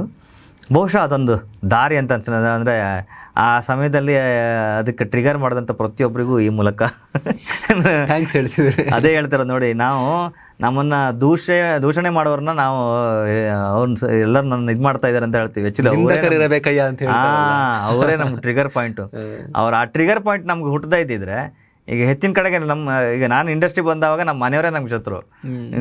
ಬೇಡ, ಇದು ಯಾವ್ದು ಫೀಲ್ಡ್ ಬೇಡ, ನೀನು ಬಾ, ವಾಪಸ್ ಬಾ ಅಂತ ಹೇಳಿ ಮಾಡು ಅಂತ ಹೇಳ್ತಿದ್ರು ಮನೇಲಿ. ನಿಮಗೆ ನಮ್ದು ಏನು ಕುಲ್ಕಸ್ ಬಿದೆಯಲ್ಲ, ಸ್ಕಲ್ಪ್ಚರ್ ವರ್ಕ್ ಮಾಡ್ತಾ ಇದ್ದೀವಿ, ಏನು ಬೆಳ್ಳಿ ನಕಾಶೆ ಕೆಲಸ ಮಾಡ್ತಾ ಇದ್ವಿ, ತಂದೆದು ಕಬ್ಬಣದ ಕೆಲಸ, ಐರನ್ ವರ್ಕ್ ಮಾಡ್ತಾಯಿದ್ವಿ. ಇದನ್ನೇ ಮಾಡ್ಕೊಂಡಿರಿ ಸಾಕು. ನಮ್ಮ ಜೀವನದಲ್ಲಿ ಇಷ್ಟೇ. ಸಂಗೀತ ಏನಿದ್ರು ಅದು ಹಾಬಿ. ನಾವು ಇಷ್ಟು ವರ್ಷದಿಂದ ಎಲ್ಲರೂ ಅನ್ನ ಕೊಡೋ ವಿದ್ಯೆ ಅಲ್ಲ. ಅನ್ನ ಕೊಡೋ ವಿದ್ಯೆ ಅಂತಲ್ಲ, ಸರಸ್ವತಿ ನಮ್ಮ ಸೇವೆ ಅಷ್ಟೇ. ನಾವು ಅಷ್ಟೇ ನಮ್ಮ ಹಣದಲ್ಲಿ ಬರೆದಿರೋದು. ಇದೆಲ್ಲ ದೂರದಿಂದ ನೋಡೋಕೆ ಚೆನ್ನಾಗಿರುತ್ತೆ ಅಂತ ಹೇಳಿದವ್ರೆ. ನನಗೆ ಮೊದಲಿಂದು ಹಠ ಏನನ್ನು ಹೇಳಿದ್ರೆ, ಮೊದಲಿಂದು ಸಣ್ಣಿಂದ ನಾನು ಏನಾರು ಅಂದ್ಕೊಂಡ್ರೆ ಅದು ಆಗಬೇಕು. ಅದನ್ನು ಮಾಡಿದೆ ನಾನು ವಾಪಸ್ ಬರ್ತಿದ್ದವನಲ್ಲ. ಅದು ಬೇಕಾದದು ಅದಾದ್ಮೇಲೆ ಬೇಕಾದ್ರೆ ಹಾಳಾಗಿ ಹೋಗಲಿ, ಅದು ಬಟ್ ಅದು ಆಗಬೇಕು ಅಷ್ಟೇ. ಸೊ ಈ ನಿಟ್ಟಿನಲ್ಲಿ ಅದು ಹೆಜ್ಜೆ ಇಟ್ಟಿದ್ದು. ಅದು ಈ ಹುಚ್ಚು ಸ್ಟಾರ್ಟ್ ಆಗಿ ಬಟ್ ಎಲ್ಲೂ ನನ್ನ ವೃತ್ತಿನ ಬಿಡಲಿಲ್ಲ. ಇದು ಒಂದು ಈ ಯಂಗರ್ ಜನ್ರೇಷನ್ಗೆ ಒಂದು ಕಿವಿ ಮಾತು ಹೇಳಲಿಕ್ಕೆ ಇಷ್ಟಪಡ್ತೀನಿ. ನಿಮಗೆ ಸಪೋರ್ಟ್ ಬೇಕು ಅಂತ ಇರೋದಿದ್ರೆ ನಿಮ್ಮ ತಂದೆ ತಾಯಿಗಳಿಗೆ ಅಥವಾ ನಿಮ್ಮ ನಿಮ್ಮ ವೈಯಕ್ತಿಕ ಖರ್ಚುಗಳಿಗೆ ಆಗುವಂಥ ಏನು ವ್ಯವಹಾರ ಇದೆ ಅದನ್ನು ಬಿಡಬೇಡಿ. ನಿಮ್ಗೆ ಏನೇ ಹಾಬಿ ಇದ್ದಿದ್ರು ಅದು ಹಾಬಿ ಆಗಿರಬೇಕು ಫಸ್ಟಿಗೆ. ಅದು ಪ್ರೊಫೆಷ್ನಲ್ ಆಗೋ ತನಕನೂ ಅದ್ರ ಬಗ್ಗೆ ಕಾನ್ಫಿಡೆನ್ಸ್ ಬರೋ ತನಕನೂ ಇರೋದನ್ನ ಬಿಡಬೇಡಿ.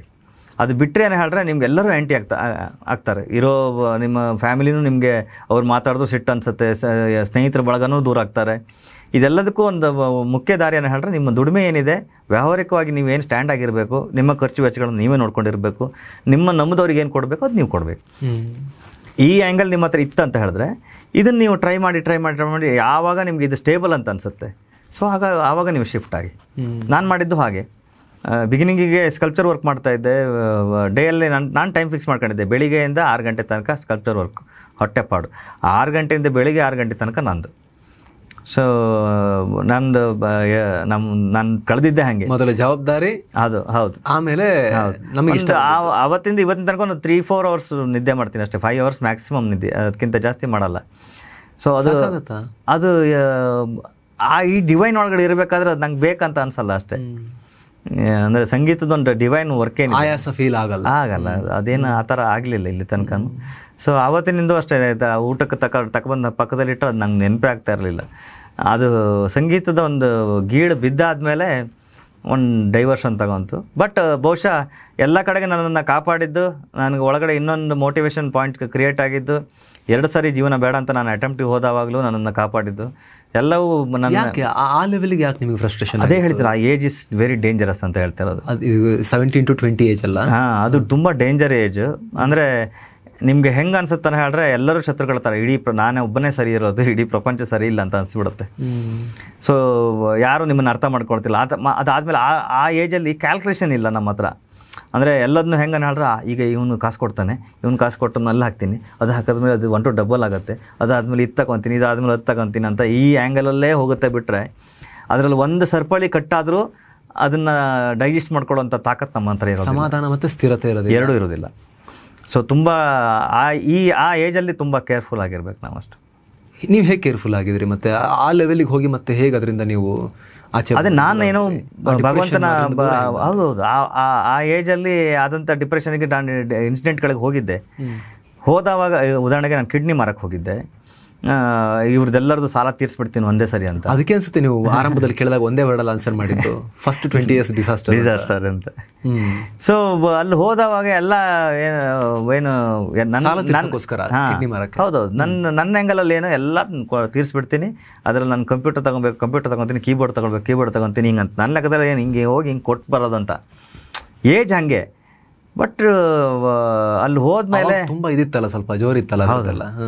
ಸೊ ಅದೇನಾಯಿತು, 2.5 ಲಕ್ಷಕ್ಕೆ ಮಾತುಕತೆ ಆಯಿತು, ಪೇಪರಿಗೆ ಸೈನು ಹಾಕಿದೆ, ಎಲ್ಲ ಆಯಿತು. ಬೆಡ್ ಮೇಲೆ ಮಲ್ಕೊಂಡಿದ್ದೀನಿ.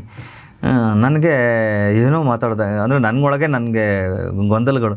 ಎಲ್ಲೋ 2 ಕಿಡ್ನಿ ಕಿತ್ತಾಕ್ಬಿಟ್ರೆ ನನ್ನ ಕತೆ ಏನು? ಮತ್ತೆ ಪುನಃ ನಾನು ಹುಟ್ಟಿ ಮತ್ತೆ ಒಂದು ಕೊಡಕ್ಕೆ ರೆಡಿ ಆಗಿಬಿಟ್ಟಿದ್ದೀರಿ, 2 ತಗೊಂಡಿದ್ರೆ ಸಾಕು ಅಷ್ಟೇ. ಈ ಥರ ಆದರೆ ನನ್ನ ಪರಿಸ್ಥಿತಿ ಏನು?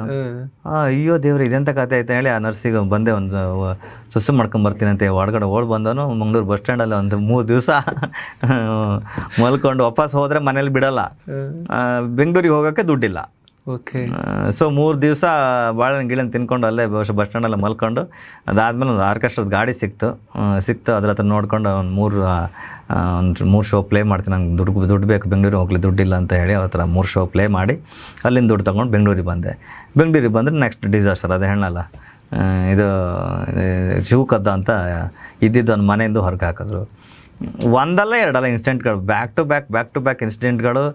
ಈ ಉಳಿಲಿಕ್ಕೂ ಜಾಗ ಇಲ್ಲ. ಇವತ್ತಿಗೂ ಇದೆ ಗೋವಿಂದರಾಜ ನಗರದಲ್ಲಿ ಒಂದು ಪಬ್ಲಿಕ್ ಟಾಯ್ಲೆಟ್ ಇದೆ, ಅಲ್ಲಿ 3 ತಿಂಗಳು ಕಳೆದಿದ್ದೀನಿ. ಸಜ್ಜಾದ ಮೇಲೆ 3 ರೂಪಾಯಿ ಕೊಟ್ಕೊಂಡು ಅಲ್ಲೇ ಮಲ್ಕೊಂಡು ಇವತ್ತಿಗೂ ಹೋಗ್ತಾ ನೋಡ್ತೀನಿ. ನನ್ನ ಮಗನಿಗೂ ತೋರಿಸ್ತೀನಿ, ನೋಡಿ ಇದೇ ನಾನು 3 ತಿಂಗಳು ಕಳೆದಿದ್ದ ಜಾಗ ಅಂತ ಗೋವಿಂದರಾಜ ನಗರದಲ್ಲಿ. ಹಾಂ, ಇವತ್ತಿಗೂ ಇದೆ ಅದು. ಸೊ ಅಲ್ಲಿ ಏನು ಅನ್ಸುತ್ತೆ ಸರ್ ಇವತ್ತು ನೀವು? ನಾನು ಅದೇ ಹೇಳಿದ್ನಲ್ಲ, ನಾನು ಇವತ್ತಿಗೂ ಮತ್ತೆ ಪುನಃ ಡೌನಿಗೆ ಬಂದರು ಐ ನೋ ವೇರ್ ನಾನು ಎಲ್ಲಿಂದ ಬಂದಿದ್ದೀನಿ ಗೊತ್ತು. ಸೊ ಯಾವುದಕ್ಕೂ ತಲೆ ಕೆಡ್ಸ್ಕೊಂಡು ನಾನು ಬದುಕಿಲ್ಲ. ಆ ಥರ ಬದುಕೋದಾದ್ರೆ ನಾನು ಈ ಥರ ಬದುಕ್ತಾ ಇರಲಿಲ್ಲ. ಸೆಟ್ಲ್ ಆಗೋಕ್ಕೆ ಆಲೋಚನೆ ಇದ್ದಿದ್ದರೆ ಎಲ್ಲರೂ ಹೇಳ್ತಾರೆ ಸೆಟ್ಲ್ ಆಗಬೇಕು. ಆ್ಯಕ್ಚುಲಿ ಸೆಟ್ಲ್ ಆಗೋದು ಆ ಥರ ಅಲ್ಲ. ಸೆಟ್ಲ್ ಆಗೋದನ್ನು ಹೇಳಿದ್ರೆ ನೀವು ಬದುಕಿ ಇನ್ನೊಂದು 10 ಜನಕ್ಕೋ 20 ಜನಕ್ಕೋ ನೀವು ಕೆಲಸ ಕೊಡೋ ಥರ ಆದರೆ ನೀವು ಸೆಟ್ಲ್ ಆದಂಗೆ. ನೀವು ಒಬ್ರದ್ದು ಸಂಪಾದನೆ ಮಾಡಿ ದುಡಿದ್ರೆ ಅದು ಸೆಟ್ಲ್ ಅಲ್ಲ, ಅದು ನಿಮ್ಮ ಪರ್ಸ್ನಲ್ಗೆ ಏನೋ ಮಾಡ್ಕೊಂಡಂಗೆ. ಅಲ್ಲಿ ಇದೆಲ್ಲ ನೋಡಾದ್ಮೇಲೆ ಅಂದರೆ ಎಷ್ಟು ವರ್ಷ ಸ್ಟ್ರಗಲ್ ಅಂತ ನಿಮಗೆ? ಓಕೆ, ಆ ಡಿಸಾಸ್ಟರಿಂದ ಈ ಗ್ರ್ಯಾಂಡ್ ಸ್ಟೇಜ್ಗೆ ನಿಮ್ಮ ಅರೈವಲ್ ಆಗೋ ತನಕ, ಈ ಬಿಗ್ ಮೂವೀಸ್ ಮಾಡೋ ತನಕ, ಇದೇ ನಿಮ್ಮ ಅರೈವಲ್? ಅದಕ್ಕಿಂತ ಮುಂಚೆ ಸಣ್ಣ ಪುಟ್ಟ ಪ್ರಮಾಣದಲ್ಲಿ ನೀವು ಸೆಟ್ಲ್ ಆಗಿದ್ರಾ? ಇಲ್ಲ ಇಲ್ಲ ಇಲ್ಲ, ಚೈಲ್ಡ್ಹುಡ್ಡಿಂದ ಏನೇ ಮಾಡೋಕೆ ಹೋದರೂ ಅಲ್ಲಿ ಇದು ಇಲ್ಲ, ಏನು ಆ ಪ್ಲಾಟ್ಫಾರ್ಮೇ ಇಲ್ಲ. ಈಗ ಉದಾಹರಣೆಗೆ ತಬಲಾ ಮುಟ್ಟಕ್ಕೆ ಹೋದ್ರು ಬಂದು ಹೊಡಿತಾ ಇದ್ರು. ಅಂದರೆ ಚಿಕ್ಕ ಮಕ್ಕಳು ಮುಟ್ಟಬಾರ್ದು ಅಂದರೆ ನನ್ನ ಆ್ಯಂಗಲ್ ಅವ್ರಿಗೆ ಗೊತ್ತಿರಲಿಲ್ಲ, ನನಗೆ ಅದ್ರ ಬಗ್ಗೆ ಆಸಕ್ತಿ ಇತ್ತು ಅನ್ನೋದು ಆ್ಯಂಗಲ್ ಪಾಪ ಅವ್ರಿಗೆ ಗೊತ್ತಿರಲಿಲ್ಲ. ಈಗ ಕಾರ್ ಮುಟ್ಟಕ್ಕೆ ಹೋದರೆ ಹಿಂದ್ಗಡೆಯಿಂದ ತೊಳೆದು ಬಿದ್ದರು, ಚೀಲದ ಸಮೇತ ಹಿಂಗೆ ಬಿದ್ದೆ. ಅದು ಕೆಟ್ಟ ಪದ ಬಳಸಿ ಅದನ್ನ ಮುಟ್ಟಕ್ಕೆ ಯೋಗ್ಯತೆ ಬೇಕು ಮಗನೇ ಅಂತ ಹೇಳಿ ಬೈದರು. ಅಲ್ಲಿ ಎಲ್ಲ ಕಡೆಗೂ ನನ್ನ ಮುಖದಲ್ಲಿ ಇದ್ದಿದ್ದು ಒಂದು ನಗು ಒಂದೇ. ಇವತ್ತಿಗೇನು ನೀವು ನೋಡ್ತಾ ಇದ್ದೀರಿ ಇದೇ ನಗು ಅಷ್ಟೇ. ಕಾಲ ಒಂದಿದೆ, ಬಹುಶಃ ನಾನು ಆ ಕಾಲದಲ್ಲಿ ನನಗೆ ಅದು ಮಾಡಲಿಕ್ಕೆ ತಾಕತ್ತಿರಲಿಲ್ಲ, ಅಥವಾ ಕನಸು ಕಂಡಿದ್ದೆ. ಬಹುಶಃ ಆ ಚಿಕ್ಕ ವಯಸ್ಸಿಗೆ ನಾನು ಅಷ್ಟು ದೊಡ್ಡ ಕನಸು ಕಾಣಬಾರ್ದಾಗಿತ್ತು ಏನೋ ಅಂತ ಅನಿಸಿದ್ದು ಉಂಟು. ಇವೆಲ್ಲವೂ ಅಂದರೆ ನನ್ನನ್ನು ಮೋಲ್ಡ್ ಮಾಡ್ತಾ ಬಂತು. ಎಲ್ಲೂ ನಾನು ಹೀಗೆ ಇರಬೇಕು, ಹೀಗೆ ಬದುಕಬೇಕು ಅಂತ ಏನು ಗೆರೆ ಹಾಕೊಂಡು ಬಂದವನಲ್ಲ. ಏನು ಬರುತ್ತೆ ಅದನ್ನು ಕಣ್ಣಿಗೆ ಹೊತ್ಕೊಂಡು ಪಾಲಿಪನ್ನಿತ್ತು ಪಂಚಾಮೃತ ಅಂತ ಬಂದವನು. ಸೊ ಎಷ್ಟು ವರ್ಷ, ಈ 40 ವರ್ಷದ ಲೈಫಲ್ಲಿ ಎಷ್ಟು ವರ್ಷ ತುಂಬ ಸ್ಟ್ರಗ್ಲಿಂಗ್ ಇತ್ತು ಅಂತ? 2013 ತನಕ. ಓಕೆ, 13 ತನಕ ನನಗೆ ಬುದ್ಧಿ ಬಂದಾಗ ಒಂದು 6 ವರ್ಷದಿಂದ. 2013 ತನಕನೂ ಉಗ್ರಂ ಬಂದು ಹೊರಗಡೆ ಬರೋ ತನಕನೂ ಆ್ಯಸ್ ಎ ಪ್ರೋಗ್ರಾಮರ್ ಆಗಿದ್ದಾಗಲೂ ಕೂಡ ನಮ್ಮ ಲೈಫಿನ ಆ ಮಟ್ಟದ ಏನೂ ಇರಲಿಲ್ಲ. ಅಂದರೆ ಎಲ್ಲ ಕಡೆಗೂ ಸ್ಟ್ರಗಲಿಂಗ್, ಎಲ್ಲ ಕಡೆಗೂ ಸ್ಟ್ರಗಲಿಂಗ್ ಪೀರಿಯಡ್ಗಳೇ ನಡೀತಾ ಇತ್ತು. ಇದಾದಮೇಲೆ ಒಂದು ಐ ಓಪನರ್ ಆಗಿದ್ದು ಯಾವುದು ಗೋವಿಂದನಗರದ ಇನ್ಸಿಡೆಂಟಲ್ಲಿ, ಅದೆಲ್ಲ ಆದಮೇಲೆ ನಂತರ ಒಂದು ಪಾಕೆಟ್ ಇರ್ತಾಯಿತ್ತು. ಆ ಪಾಕೆಟಲ್ಲಿ ಎಲ್ಲ ಟೆಂಪಲ್ದ ಹೆಸರು, ರಾಜಾಜಿನಗರದಲ್ಲಿ ಯಾವ ದೇವಸ್ಥಾನದಲ್ಲಿ ಪುಳಿಯೋಗರೆ ಇದೆ, ಯಾವ ಇದರಲ್ಲಿ ಏನು ಮೊಸರನ್ನ ಕೊಡ್ತಾರೆ, ಅದಾದಮೇಲೆ ಏನೇನು ಸಿಗುತ್ತೆ ಎಲ್ಲ ನೀಟಾಗಿ ಬರ್ಕೊಂಡಿರ್ತಿದ್ದೆ. ಆ ಟೈಮಿಗೆ ಅಲ್ಲಿ ಹೋಗ್ತಿದ್ದೆ. ಯಾವ ನೆಂಟರಿಷ್ಟ ಮನೆಗೂ ನಾನು ಜಾಸ್ತಿ ಹೋಗ್ತಾ ಇರಲಿಲ್ಲ. ಅಲ್ಲಿ ಹೋಗಿ ಅಲ್ಲಿ ಅವ್ರದ್ದು ಪ್ರಸಾದ ತಗೊಂಡು ಪ್ರಸಾದ ಎಲ್ಲ ಕಡೆಗೂ ನಡ್ಕೊಂಡು, ಇಡೀ ಬೆಂಗಳೂರು ಸುತ್ತಿದ್ದು ನಡ್ಕೊಂಡೆ, ಎಲ್ಲ ಕಡೆಗೂ ವಿಸಿಟ್ ಮಾಡಿಕೊಂಡು ಕಳೀತಾ ಇದ್ದೆ. ಸೊ ಎಲ್ಲಾಯ್ತು ಅಲ್ಲಿ ಮಲ್ಕೊಳ್ಳೋದು, ಎಲ್ಲೂ ಸೆಟ್ ಆಗಿಲ್ಲ ಅಂತ ಹೇಳಿದ್ರೆ ಗೋವಿಂದರಾಜನಗರ ಒಂದೇ ನನಗೆ. ಇವೆಲ್ಲ ಇನ್ಸಿಡೆಂಟ್ ಆದಮೇಲೆ ಒಂದು ಮೂಮೆಂಟು, ಒಂದು ಅಂದರೆ ಎಲ್ಲ ಕಡೆಯಿಂದ ಒಂದು ಅಂದರೆ ಡಿಸಪಾಯಿಂಟ್ ಅದಾದಮೇಲೆ ಡಿಪ್ರೆಷನ್ಗೆ ಆಗೋ ಥರ ಎಲ್ಲ ಆ್ಯಂಗಲ್ ಒಂದು ಕ್ರಿಯೇಟ್ ಆಗುತ್ತೆ. ಕ್ರಿಯೇಟ್ ಆದವಾಗ ಸಾಕು, ಇಲ್ಲಿ ಇನ್ನು ಬೇರೆ ಮಾಡೋಕ್ಕೆ ಸಾಧ್ಯ ಇಲ್ಲ. ಆ ಟೈಮಲ್ಲಿ ಏನಾದ್ರು ಹೇಳಿದ್ರೆ ಇದ್ದಿದ್ದೊಂದು ಕೀಬೋರ್ಡ್ ನನ್ನ ಹತ್ರ ಕಷ್ಟಪಟ್ಟು ತಗೊಂಡಿದ್ದೆ. ಆ ಕೀಬೋರ್ಡನ್ನು ಈ ಸಾಲುಗಳಿಂದ ಶಿವಮೊಗ್ಗಕ್ಕೆ ಹೋಗಿ ಮಾರಿ ಬಂದೆ. ಅದು ಅರ್ಧ ದುಡ್ಡಿಗೆ. ಅಂದರೆ ಎಲ್ಲದೂ ನೋಡಿ ಆ ಸನ್ನಿವೇಶ ನಿಮ್ಮನ್ನು ಯುಟಿಲೈಸ್ ಮಾಡ್ಕೊಳ್ತಾ ಇರುತ್ತೆ. ಅಂದರೆ ಏನೋ ಅರ್ಧ ಅದು ನಿಮ್ಗೆಲ್ಲದು ಅದೇ ಕ್ರಿಯೇಟ್ ಮಾಡುತ್ತೆ. ಅಂದರೆ ಹೆಂಗಂದರೆ ವಿಧಿ ನೀನು ಎಷ್ಟು ಭಕ್ತಿಯ ನೋಡ್ತೀನಿ ನಾನು ಅನ್ನೋ ಥರ. ಅಂದರೆ ನೀನು ಅದನ್ನೆಲ್ಲ ಬಗ್ಗಿ ನೀನು ಮತ್ತೆ ಪುನಃ ಹೇಳುವಂಥ ತಾಕತ್ತು ನಿನಗಿತ್ತಂದರೆ ನಿನ್ಗೆ ಏನೋ ಕೊಡ್ತೀನಿ ನಾನು ಒಂಥರ. ವೆಸ್ಟ್ ಆಫ್ ಕಾರ್ಡ್ರಲ್ಲಿ ಕೂತಿದ್ದೆ ನಾನು. ನನ್ನ ಕಾಯಂ ಜಾಗ ಇದೆ, ಅದು 4 ರಸ್ತೆ ಕಾರ್ಡ್ರಲ್ಲಿ. ಅಲ್ಲೊಂದು ಕಟ್ಟೆ ಇದೆ. ಆ ಕಟ್ಟೆ ಮೇಲೆ ಕೂತ್ಕೊಂಡು ನಮ್ಗೆ ಈ ಸಿಲ್ವರ್ ವರ್ಕ್ ಮಾಡಲಿಕ್ಕೆ ಎಲ್ಲರೂ ಅಲ್ಲೇ ಭೇಟಿ ಆಗೋದು. ಯಾರೇ ಇದ್ದದನ್ನು ನಮ್ಗೊಂದು ಮೀಟಿಂಗ್ ಅಡ್ಡ ಅದು. ನಮ್ಗೆ ಕಾಯಮಾಗಿ ಕಾಮತ್ ಅಂತ ಒಬ್ಬರು ಕೆಲಸ ಕೊಡ್ತಾಯಿದ್ರು. ಅವರು ಕೆಲಸಕ್ಕೆ ತಗೊಬಂದವರು ಆ ದಿವಸ ನನಗೆ ಅಲ್ಲಿ ಬಂದವ್ರು ನೋಡಿದ್ರೆ, ಎಲ್ಲೋಗಿದೆ ನೀನು ಕಣ್ಣಿಗೆ ಕಾಣಿಸ್ತಿಲ್ಲ. ನಾನು ಆಲ್ರೆಡಿ ಸೆಟ್ ಮಾಡ್ಕೊಂಡಿದ್ದೆ. ಮಾತೆತ್ರೆ ಇವ್ರು ಬರೀ ಕೆಲಸ. ನನಗೆ ಮ್ಯೂಸಿಕಲ್ಲಿ ಏನೋ ಮಾಡಬೇಕು, ಅದಕ್ಕೇನೋ ಹೆಲ್ಪ್ ಮಾಡಿ ಅಂತ ಹೇಳಿದ್ರೆ ಅದಕ್ಕೆ ₹1 ಹೆಲ್ಪ್ ಮಾಡ್ತಾ ಇಲ್ಲ ಇವರು. ಏನಂತ ಕೇಳಿದ್ರೆ ಏನಿಲ್ಲ ಬಿಡಿ. ಈ ಏಜ್ ಆದವ್ರಿಗೆ ಒಂದು ಸ್ವಲ್ಪ ಮುಖ ನೋಡೋದು ಗೊತ್ತಾಗುತ್ತಂತೆ ವ್ಯಕ್ತಿ ಬಗ್ಗೆ. ಸೊ ಬಾ ಕೂತ್ಕೊಂಡು ಹೇಳಿ ಅವ್ರು ವೆಸ್ಪದಲ್ಲಿ ಕೂರಿಸ್ಕೊಳಕ್ಕೆ ಹೇಳಿದೆ. ನಾನು ಬೇಡ ನೀವು ಹೋಗಿ ನಂಗೆ ಬೇಡ. ಆಯಿತು ವೆಸ್ಪದಲ್ಲಿ ಬಾ ಅಂತ ಹೇಳಿ ಕೂತ್ಕೊಳ್ಳೋ ಜೋರು ಮಾಡಿ ವೆಸ್ಪದಲ್ಲಿ ಕೂರಿಸ್ಕೊಂಡು ಅಲ್ಲಿಂದ ಸೀದಾ ಅವೆನ್ಯೂ ರೋಡಿಗೆ ಕರ್ಕೊಂಬಂದರು. ಮೆಜೆಸ್ಟಿಕ್ಕು ಅವೆನ್ಯೂ ರೋಡಲ್ಲಿ ಒಂದು ಯಾವುದೋ ಒಂದು ಗಲ್ಲಿ ಒಳಗಡೆ ಸೀದಾ ಹೋಗಿ ಒಂದು ಇದ್ರದ್ದು ಅರ್ಧ ರೂಮ್ ಸರ್ ಅಷ್ಟೇ, 8x10 ಅಥವಾ 8x8 ಇರ್ಬೋದು. ಅಷ್ಟರಲ್ಲಿ ಒಂದು ಒಳ್ಳೆ ಹೀರೋ ಥರ ಒಬ್ಬರು ಕೂತಿದ್ರು. ತೆಲುಗು ಹೈಟು ಎಲ್ಲ ಒಳ್ಳೆ ಬೆಳ್ಳಗೆ ಕೂತಿದ್ರು. ಅವ್ರು ಮುಂದೆ ಕೂರಿಸಿ ನೋಡಿ ಇವ್ನಿಗೇನೋ ಮ್ಯೂಸಿಕ್ ಅಂತ ಇದು ಮಾಡ್ತಾಯಿದ್ದಾನೆ, ಅವನಿಗೇನೋ ನಾನು ಸೂಪರಾಗಿ ಕೆಲಸ ಮಾಡ್ತಾನೆ, ನಕಾಶ ಕೆಲಸ ಇದನ್ನ ಮಾಡ್ಕೊಂಡಿರೋ ಅಂತ ಕೇಳಲ್ಲ ಅವನು, ಬರೀ ಮ್ಯೂಸಿಕ್ ಅಂತ ಓಡಾಡ್ತಾ ಇದ್ದಾನೆ. ನಾನು ಇವ್ರ ಕಡೆಗೆ ಒಂದು ಸಲ ನೋಡಿದೆ. ಎಲ್ಲಿ ಹೋದರೂ ಇದೇ ಆಯ್ತು ನೀವು, ಅಂದರೆ ನನ್ನನ್ನು ಮ್ಯೂಸಿಕ್ಕಿಂದ ಬಿಡಿಸೋದೇ ಇವ್ರಿಗೆ ಕೆಲಸನ. ಅವರು ಏನಂತ ಕೇಳಿದ್ರೆ, ಕೊಡಿ ಸರ್ ಸುಮ್ಮನೆ ಇರಿ ಸರ್, ಒಂದು ₹5 ಇದ್ರು ಕೊಡಿ, ನಾನು ತಲೆ ತಿರುಗ್ದಂಗಿದ್ದೆ, 3 ದಿವಸ ಆಯ್ತು ನಾನು ಊಟ ಮಾಡಿದೆ, ಒಂದು ₹5 ಇದ್ರು ಕೊಡಿ, ಆಮೇಲೆ ನೀವು ಏನು ಬುದ್ಧಿವಾದ ಬೇಕಾದ್ರೆ ಹೇಳಿ ಕೇಳ್ತೀನಿ ಅಂತ ಹೇಳಿ ಅವ್ರು ನಗ್ತಾ ದುಡ್ಡು ಕೊಟ್ಟರು. ಕಾಮತ್ತಲ್ಲ ಆ ವ್ಯಕ್ತಿ. ಓಕೆ. ದುಡ್ಡು ಕೊಟ್ಟರು ನಾನು ಹೋಗಿ ಚಿತ್ರಾನ್ನ ತಿನ್ಕೊಂಡು ಬಂದೆ. ಬಂದು ಅವ್ರ ಮುಂದೆ ಕೂತ್ಕೊಂಡೆ. ಹಾಂ, ಈಗ ಹೇಳಿ ಸರ್, ಏನು ಹೇಳಿದ್ರೆ ಕೇಳ್ತೀನಿ ನಾನು. ಅವ್ರು ನಾನು ನೋಡ್ತಾಯಿದ್ರು, ಕಾಮತ್ ನೋಡ್ತಾಯಿದ್ರು. ಅವ್ರು ಮಾತಾಡ್ತಾ ಕಾಮತ್ ಅವರೇ, ನೀವು ಒಂದು ವ್ಯಕ್ತಿನ ಕರ್ಕೊಬಂದು ಕೂರಿಸಿದ್ದೀರ, ಆ ವ್ಯಕ್ತಿ ಬಗ್ಗೆ ನಿಮ್ಗೆ ಗೊತ್ತಿಲ್ಲ. ಇವನು ಮಾತಾಡಿಸ್ಬೇಕಂದ್ರೆ ಒಂದು ಮಿನಿಮಮ್ 4 ರಿಂದ 5 ತಿಂಗಳ ಅಪಾಯಿಂಟ್ಮೆಂಟ್ ತೊಗೋಬೇಕು, ಆ ಮಟ್ಟಕ್ಕೆ ಇವನು ಬೆಳೀತಾನೆ, ಇದು ಸಾಧಾರಣ ವ್ಯಕ್ತಿ ಅಲ್ಲ ಅಂತ ಹೇಳಿ. ನನಗೆ ಇಲ್ದಿದ್ದು ಕೋಪ ಅಲ್ಲ ನೆತ್ತಿಗೆ, ಊಟಕ್ಕೆ ಗತಿ ಇಲ್ಲದೆ ಊಟಕ್ಕೆ ಗತಿ ಇಲ್ಲದೆ ಯಾವುದೋ ಪಬ್ಲಿಕ್ ಟಾಯ್ಲೆಟಲ್ಲಿ ಮಲ್ಕೊಂಡು ಕಲಿತಾ ಇದ್ದೀನಿ ನಾನು. ಇವರಿಗೆ ಇವನು 4 ತಿಂಗಳು 5 ತಿಂಗಳು 4 ತಿಂಗಳು 5 ತಿಂಗಳಲ್ಲಿ ನಾನು ಉಳಿತೀನಿ ಅಲ್ಲ, ನನಗೆ ಗೊತ್ತಿಲ್ಲ ಆ ಟೈಮಲ್ಲಿ ಇದೇನು ಹೇಳ್ತಾ ಇದ್ದಾರೆ ಇವರು ಅಂತೇಳಿ ನನಗೆ ಎತ್ತಿಗೆ. ಸರ್, ಇವೆಲ್ಲ ಡೈಲಾಗ್ಗಳನ್ನ ಚಿಕ್ಕ ವಯಸ್ಸಿಂದ ಕೇಳಿ ಸಾಕಾಯ್ತು ನನಗೆ. ನಮ್ಮಮ್ಮ ಎಲ್ಲ ಕಡೆ ಕರ್ಕೊಂಡೋಗಿ ಜಾತಕ ತೋರಿಸಿ ಹಿಂಗೆ ಅಂತ ಹೇಳಿದವ್ರೆ. ಬಟ್ ಇದು ಯಾವುದು ವರ್ಕಿಗೆ ಬರೋಲ್ಲ. ಇವರು ನನಗೆ ಮ್ಯೂಸಿಕಲ್ ಇರಬೇಕು, ನಾನು ಮ್ಯೂಸಿಕಲ್ ಇರೋಕ್ಕೆ ಇವ್ರು ಬಿಡ್ತಾಯಿಲ್ಲ, ಅದಕ್ಕೋಸ್ಕರ ನಾನು ಅವ್ರ ಕೆಲಸ ಮಾಡ್ತಾಯಿಲ್ಲ ಅಂತ ಹೇಳಿ. ಏನು ಬೇಕಂತ ಎಲ್ಲರತ್ತೂ ಹೇಳಿದ್ದೀನಿ ಸರ್, ಯಾರು ಕೊಡ್ತಾರೆ, ಏನು ಬೇಕು ಹೇಳಿ, ನಾನು ಹೇಳಿದ್ದೀನಿ ಕೊಡ್ತೀರಾ ನೀವು, ಕೊಡೋಕ್ಕಾಗುತ್ತೆ ನಿಮ್ಮ ಹತ್ರ ಅಂದ್ರೆ ಆ ಏಜ್ ನಾನು ಹೇಳ್ತಿರೋದು. ಆ ಏಜಲ್ಲಿ ನೀವೆಲ್ಲರನ್ನೂ ಟ್ರಿಗರ್ ಪಾಯಿಂಟೇ ತೊಗೊತೀರಾ. ನನಗೀಗ ಕೀಬೋರ್ಡ್ ತೊಗೋಬೇಕು, 35,000 ಬೇಕು, ಕೊಡ್ತೀರಾ ನೀವು ಅಂತ.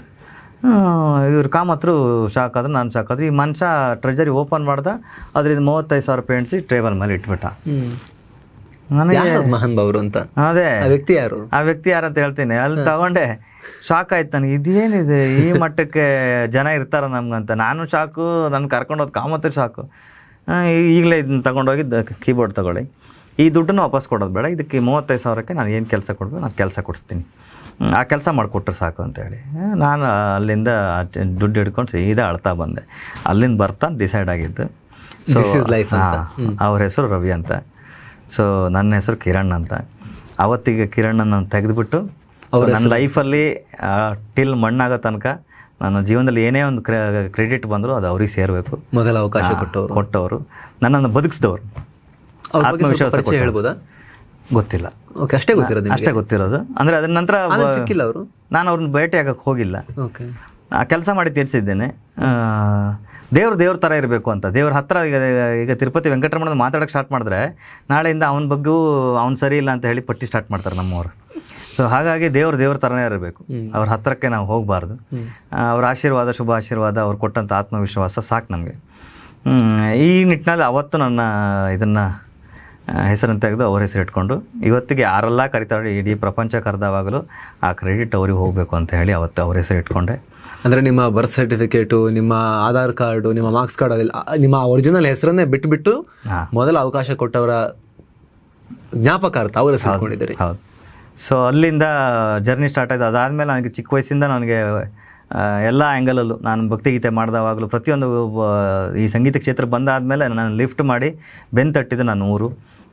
ನನಗೆ ಆತ್ಮವಿಶ್ವಾಸ ಕೊಟ್ಟಿದ್ದು, ನಾನು ಏನೇ ಹೆಜ್ಜೆ ಇಟ್ಟರು ಅದರಲ್ಲಿ ಏನು ಪ್ರಶಂಸೆಗಳ ಮೂಲಕ ನನ್ನ ಹುರಿದುಂಬಿಸಿದ್ದು ನಾನು ಊರು. ಸೊ ಇದೆರಡನ್ನ ಹಿಂಗೆ ಜಾಯಿಂಟ್ ಮಾಡಿದೆ ಸರ್, ಅಷ್ಟೇ. Life is miracle. ಮತ್ತು ನಿಮ್ಮ ಮತ್ತು ಪ್ರಶಾಂತ್ ನೀಲ್ ಅವರ ಕಾಂಬಿನೇಷನ್ನು ಅದೇನು ಒಂಥರ ನಿಮ್ಮ ಇದಿದೆಯಾ? ಅಂದರೆ ಪ್ರೊಫೆಷನ್ ಬಿಟ್ಟು ಕೂಡ ಮಿತ್ರತ್ವ ಏನಾದರೂ ಇದೆಯಾ? ಅದು ಅಂದರೆ 2009ರಿಂದ ನಾವು ಜೊತೆಗಿದ್ವಿ ಸರ್. ಅವರು ಉಗ್ರಮ್ ಅಂತ ಮೊದಲೇ ಸಿನಿಮಾ ಮಾಡಿದ್ರು. ಆ ಸಿನಿಮಾಕ್ಕೆ ಆ್ಯಸ್ ಎ ಪ್ರೋಗ್ರಾಮರ್ ಆಗಿ ನಾನು ಹೋಗಿದ್ದೆ. ಅಲ್ಲಿ ನನ್ನ ವರ್ಕನ್ನು ನೋಡಿ ಅವರು ನಮ್ಮ ಬಾಂಧವ್ಯ ಬೆಳೀತು. ಆಮೇಲೆ ಆ ಸಿನಿಮಾ ಏನೋ ಬೇರೆ ಥರ ಪೋರ್ಟ್ರಿ ಆಗಬೇಕು ಅಂತ ನನ್ನೊಂದಿಷ್ಟು ಕೆಲಸ ಮಾಡೋದನ್ನ ಅವ್ರು ನೋಟಿಸ್ ಮಾಡಿ 1 ವರ್ಷ ಆದಮೇಲೆ ನನ್ನ ಹತ್ರ ಬಂದರು. ಇಲ್ಲ, ಇದನ್ನು ನೀವು ಮಾಡಿದ ವರ್ಕ್ ಚೆನ್ನಾಗಿತ್ತು, ಅದನ್ನ ಅದೇ ಥರ ರೀವರ್ಕ್ ಮಾಡಬೇಕು, ನಾವು ಮಾಡ್ಬೋದಾ ಅಂತ ಹೇಳಿ. ನೀವೇ ಮ್ಯೂಸಿಕ್ ಡೈರೆಕ್ಟರ್ ಆಗ್ತೀರಿ. ನಾವು ಮ್ಯೂಸಿಕ್ ಡೈರೆಕ್ಟರ್ ಒಂದು ಆಗಲ್ಲ, ನನಗೆ ಆಲ್ರೆಡಿ ಪ್ರೋಗ್ರಾಮರ್ ಆಗಿ ನಾನು ಏನೋ ಒಂದು ದುಡಿಮೆ ಇದ್ದಿಲ್ಲಿ, ಮ್ಯೂಸಿಕ್ ಡೈರೆಕ್ಷನ್ ಎಲ್ಲ ಬೇಡ ಅಂತ ಹೇಳಿ ಅದು ಹತ್ರ ಒಂದು ಸುದೀರ್ಘ 1 ವರ್ಷ 3 ತಿಂಗಳು ನಾವು ಜರ್ನಿ. ಡಿಫ್ರೆನ್ಸ್ ಪ್ರೋಗ್ರಾಮರ್ ಇದಕ್ಕೆ ಏನು? ಪ್ರೋಗ್ರಾಮರ್ ಅನ್ನು ಹೇಳಿದ್ರೆ ಈಗ ನಾವು ಬರೀ ಕೆಲಸ ಮಾಡ್ಕೊಡ್ತೀನಿ, ಲೇಬಲ್ ಇನ್ನೊಬ್ರದ್ದು ಇರುತ್ತೆ. ಸಂಗೀತ ನಿರ್ದೇಶಕರು ಹೇಳ್ದಂಗೆ ನಾವು ಆ ಕೆಲಸಗಳನ್ನ ಮಾಡ್ಕೊಡ್ತೀವಿ. ಮ್ಯೂಸಿಕ್ ಪ್ರೊಡ್ಯೂಸರ್ ಅಂತ ಹೇಳ್ತಾರೆ ಅದನ್ನ. ಸೊ ಆ ರೀತಿ ಕೆಲಸ ಮಾಡಿಕೊಟ್ಟು ನಾನು ಏನೋ ಒಂದು ಪಾಡಿಗೆ ಹೆಂಡತಿ ಮಕ್ಕಳೆಲ್ಲ ಇದ್ದಾರೆ, ನಾನು ಏನೋ ಒಂದು ಜರ್ನಿಯಲ್ಲಿ ಇದ್ದೀನಿ, ಸಾಕು ನನಗಂತ ಹೇಳಿ. ಯಾಕಂದರೆ ಎಲ್ಲ ಲೈನ್ ಕಟ್ಟಿ ನಾನು ಡಿಸಾಸ್ಟರ್ಗಳನ್ನ ನೋಡಿರೋದ್ರಿಂದ ಮತ್ತೆ ನನಗೆ ಟ್ರಿಗರ್ ಆಗಿ ನಾನು ಮತ್ತಲ್ಲಿ ಹೋಗ್ಲಿಕ್ಕೆ ಸಾಧ್ಯ ಇಲ್ಲ ಅಂತ ಬೋದು. ಎಲ್ಲವೂ ವಿಧಿಲಿಖಿತ ಅಷ್ಟೇ. 1 ವರ್ಷ 3 ತಿಂಗಳು ನಾವು ಜೊತೆಗೆ ಟ್ರಾವೆಲ್ ಆದ್ವಿ. ನನ್ನ ವರ್ಕಿಂಗ್ ಸ್ಟೈಲ್, ಮೆಂಟಾಲಿಟಿ, ನಾನು ಏನೆಲ್ಲ ಮಾಡಬೇಕು ಅಂತ ಅಂದ್ಕೊಂಡಿದ್ದೆ, ಅವರು ಅಂದ್ಕೊಂಡಿದ್ದೆ, 2 ಮ್ಯಾಚ್ ಆಯಿತು. ಆ ಬಾಂಧವ್ಯ 1 ವರ್ಷ 3 ತಿಂಗಳಲ್ಲಿ ಕಂಟಿನ್ಯೂ ಆಯಿತು. ಅದು ಉಳಿದಿದ್ದೆಲ್ಲ ಮಿರಾಕಲ್ಸ್. ಈಗ KGF ನಂತ ಮೂವಿ ನಾವು ರಿಕಾಲ್ ಮಾಡಿಕೊಂಡಾಗ ಈ ಮ್ಯೂಸಿಕ್ಕಿಗೋಸ್ಕರ ಸೀನನ್ನು ಶೂಟ್ ಮಾಡಿದಾರಾ ಅಥವಾ ವಿಜುವಲ್ ನೋಡಿಕೊಂಡು ಈ ಮ್ಯೂಸಿಕ್ ಮಾಡಿದಾರ ಅನ್ನೋ ಕನ್ಫ್ಯೂಷನ್ ಆಗೋ ಮಟ್ಟಿಗೆ ಸಿಂಕ್ ಇದೆ. ಅದು ಹೇಗೆ ಪ್ರೊಸೆಸ್? ಅಂದರೆ ನೀವು ಅದನ್ನ ಇಲ್ಲ, ಉಗ್ರಮಿಂದ ನಾವು ಅದನ್ನ ಟ್ರೈ ಮಾಡಿದ್ವಿ. ಸೊ ಮ್ಯೂಸಿಕ್ ಆ್ಯಂಡ್ ಒಟ್ಟಿಗೆ ಪ್ಲಾನ್ ಮಾಡೋದು. ಮ್ಯೂಸಿಕ್ ಶೂಟ್ ಮಾಡಾದ್ಮೇಲೆ ಎಡಿಟಿಂಗ್ ಟೇಬಲ್ ಇದ್ದಾವಾಗ ಮ್ಯೂಸಿಕ್ ಮತ್ತೆ ಎಡಿಟಿಂಗ್ ಏನಿದೆಯಲ್ಲ ಇದೊಂಥರ ಗಂಡ ಹೆಂಡತಿ ಥರ. ಸೊ ಇವೆರಡು ಕರೆಕ್ಟಾಗಿ ಇದ್ದಿದ್ರೆ ಕರೆಕ್ಟಾಗಿ ನಿಮ್ಗೆ ಸೀನ್ ಆ ಇಂಪ್ಯಾಕ್ಟ್ ಗೊತ್ತಾಗುತ್ತೆ. ಸೊ ಆ ಎಕ್ಸ್ಪೆರಿಮೆಂಟ್ಗಳನ್ನ ನಾವು ಎಲ್ಲ ಸಿನಿಮಾಗಳಲ್ಲೂ ನಾವು ಮಾಡ್ಕೊಂಡ್ಬಂದಿದ್ವಿ. ಅದು ಅಂದರೆ ನೋಡುಗನಿಗೆ ಒಂದು ಬೇರೆ ಥರದ ವೈಬ್ರೇಷನ್ ಅದು ಕೂರಿಸ್ಕೊಡುತ್ತೆ. ಇದೊಂದು ಎಕ್ಸ್ಪೆರಿಮೆಂಟ್ ಅಷ್ಟೇ. ಆ ಎಕ್ಸ್ಪೆರಿಮೆಂಟ್ ಅದು ವರ್ಕ್ ಆಯಿತು. ಅದೇ ನೀವು ಹೇಳ್ದಂಗೆ ಮ್ಯೂಸಿಕ್ಗೆ ಸೀನ್ ಆಯಿತಾ, ಸೀನ್ಗೋಸ್ಕರ ಮ್ಯೂಸಿಕ್ ಆಯಿತಾ ಅಂತ ನಿಮ್ಗೆ ಗೊತ್ತಾಗಲ್ಲ, ಹಂಗೆ ಕನ್ಫ್ಯೂಷನ್ ಆಗುತ್ತೆ. ಓಕೆ ರವಿ ಸರ್, ಕಡೆಯದಾಗಿ ಈ one of a kind movie Veerachandrahasa, ಅಂದರೆ ಇದುವರೆಗೂ ಈ ರೀತಿ ಮೂವಿ ಬಂದಿಲ್ಲ. ಒಂದು ಮೊದಲ ಪ್ರಯತ್ನ ಮೂವಿ ಅನ್ನೋಕ್ಕಿಂತ ಹೆಚ್ಚಾಗಿ ಒಂದು ಬೇರೆಯದೇ ರೀತಿಯ ಆಡಿಯೋ ವಿಜುವಲ್ ಎಕ್ಸ್ಪೀರಿಯನ್ಸ್ನ ಜನ ಪಕ್ಕ ಮಾಡ್ತಾರೆ ಇದರಲ್ಲಿ ಅಂತ ನನಗೆ ಅನಿಸ್ತು ಅದನ್ನು ನೋಡಿದಾಗ. ನೀವು ನಿಮ್ಮ ಲ್ಯಾಪ್ಟಾಪಲ್ಲಿ ತೋರಿಸಿದಂಥ ದೃಶ್ಯ ಮತ್ತು ಶಬ್ದವನ್ನು ಕೇಳಿಸ್ಕೊಂಡಾಗ, ಧ್ವನಿಯನ್ನು ಕೇಳಿಸ್ಕೊಂಡಾಗ. ಸೊ ವೀಕ್ಷಕರಿಗೆ ಕಡೆದಾಗ ಏನು ಹೇಳೋಕ್ಕೆ ಬಯಸ್ತೀರಿ? ಖಂಡಿತ ನಿಮ್ಮ ಎಲ್ಲ ವೀಕ್ಷಕರಲ್ಲಿ ನನ್ನ ಕಳಕಳಿಯ ವಿನಂತಿ, ನನ್ನ ಇಷ್ಟು ವರ್ಷದ ಜೀವನದ ಏನು ಅವಧಿ ಇದೆ ಇದರಲ್ಲಿ ನನಗೆ ಇನ್ಸ್ಪೈರ್ ಪಾಯಿಂಟ್ ಕೊಟ್ಟಂಥ ಒಂದು ಅದ್ಭುತವಾದಂಥ ಕಲೆ. ನನ್ನಲ್ಲಿ ಏನಾದರೂ ಸಂಗೀತದ ಒಂದು ಎರಡು ರೂಪಾಯಿ ಅಂಶ ಇದೆ ಅಂತ ಹೇಳಿದ್ರೆ ಜಸ್ಟ್ ಬಿಕಾಸ್ ಆಫ್ ಯಕ್ಷಗಾನ. ಅದರಲ್ಲಿ ಬರುವಂಥ ಭಾಗವತಿಕೆ ಆಗಿರ್ಬೋದು, ಮಾತುಗಾರಿಕೆ ಆಗಿರ್ಬೋದು, ಹಿಮ್ಮೇಳ ಆಗಿರ್ಬೋದು, ಅದರೆಲ್ಲರದ ಕೊಡುಗೆ. ಈ ಅದ್ಭುತವಾದಂಥ ಕಲೆಯನ್ನು ನಿಮಗೆ ತೋರಿಸ್ಬೇಕು, ಇಡೀ ಪ್ರಪಂಚ ಇದ್ರ ಬಗ್ಗೆ ಮಾತಾಡೋ ಥರ ಆಗಬೇಕು, ಯಕ್ಷಗಾನ ವಿಶ್ವಗಾನ ಆಗಬೇಕು ಅಂತ ನಮ್ಮ ತಂಡದವರ ಇದು 6ನೇ ಸಿನಿಮಾ, 6ನೇಯ ಪ್ರಯತ್ನ. ಪ್ರತಿ ಸಲ ಒಂದು ಹೊಸತನ್ನು ಇಟ್ಕೊಂಡು ನಿಮ್ಮ ಮುಂದೆ ಬರುವಂಥ ನಾವು ಪ್ರಯತ್ನಗಳು ಮಾಡಿದ್ದೀವಿ. ಬಟ್ ಈ ಸಾರಿ ನಮ್ಮ ಕನಸು ನಾವೆಲ್ಲರೂ ಸೇರಿ ಇದನ್ನು ಯಕ್ಷಗಾನವನ್ನು ವಿಶ್ವಗಾನ ಮಾಡಬೇಕು ಅಂತ ನಮ್ಮ ಆಸೆ. ಖಂಡಿತ ಇದೇ ಏಪ್ರಿಲ್ 18ನೇ ತಾರೀಕು ವೀರಚಂದ್ರಹಾಸ ಎಲ್ಲ ಚಿತ್ರಮಂದಿರಕ್ಕೂ ಬರ್ತಾ ಇದೆ. ಯಕ್ಷಗಾನದ ಹಬ್ಬವನ್ನು ಆಚರಿಸೋಣ ಬನ್ನಿ. ನಮ್ಮ ಕರಾವಳಿ ಭಾಗದ, ನಮ್ಮ ಕರ್ನಾಟಕದ ಹೆಮ್ಮೆಯ ಕಲೆ ಯಕ್ಷಗಾನವನ್ನು ವಿಶ್ವಗಾನ ಮಾಡೋಣ ಅಂತ ನಿಮ್ಮೆಲ್ಲರಿಗೂ ಕೇಳ್ಕೊತೀನಿ. ನಮಸ್ಕಾರ. Yes sir, thank you so much. ಒಳ್ಳೆಯದಾಗಲಿ ಸರ್. Thank you.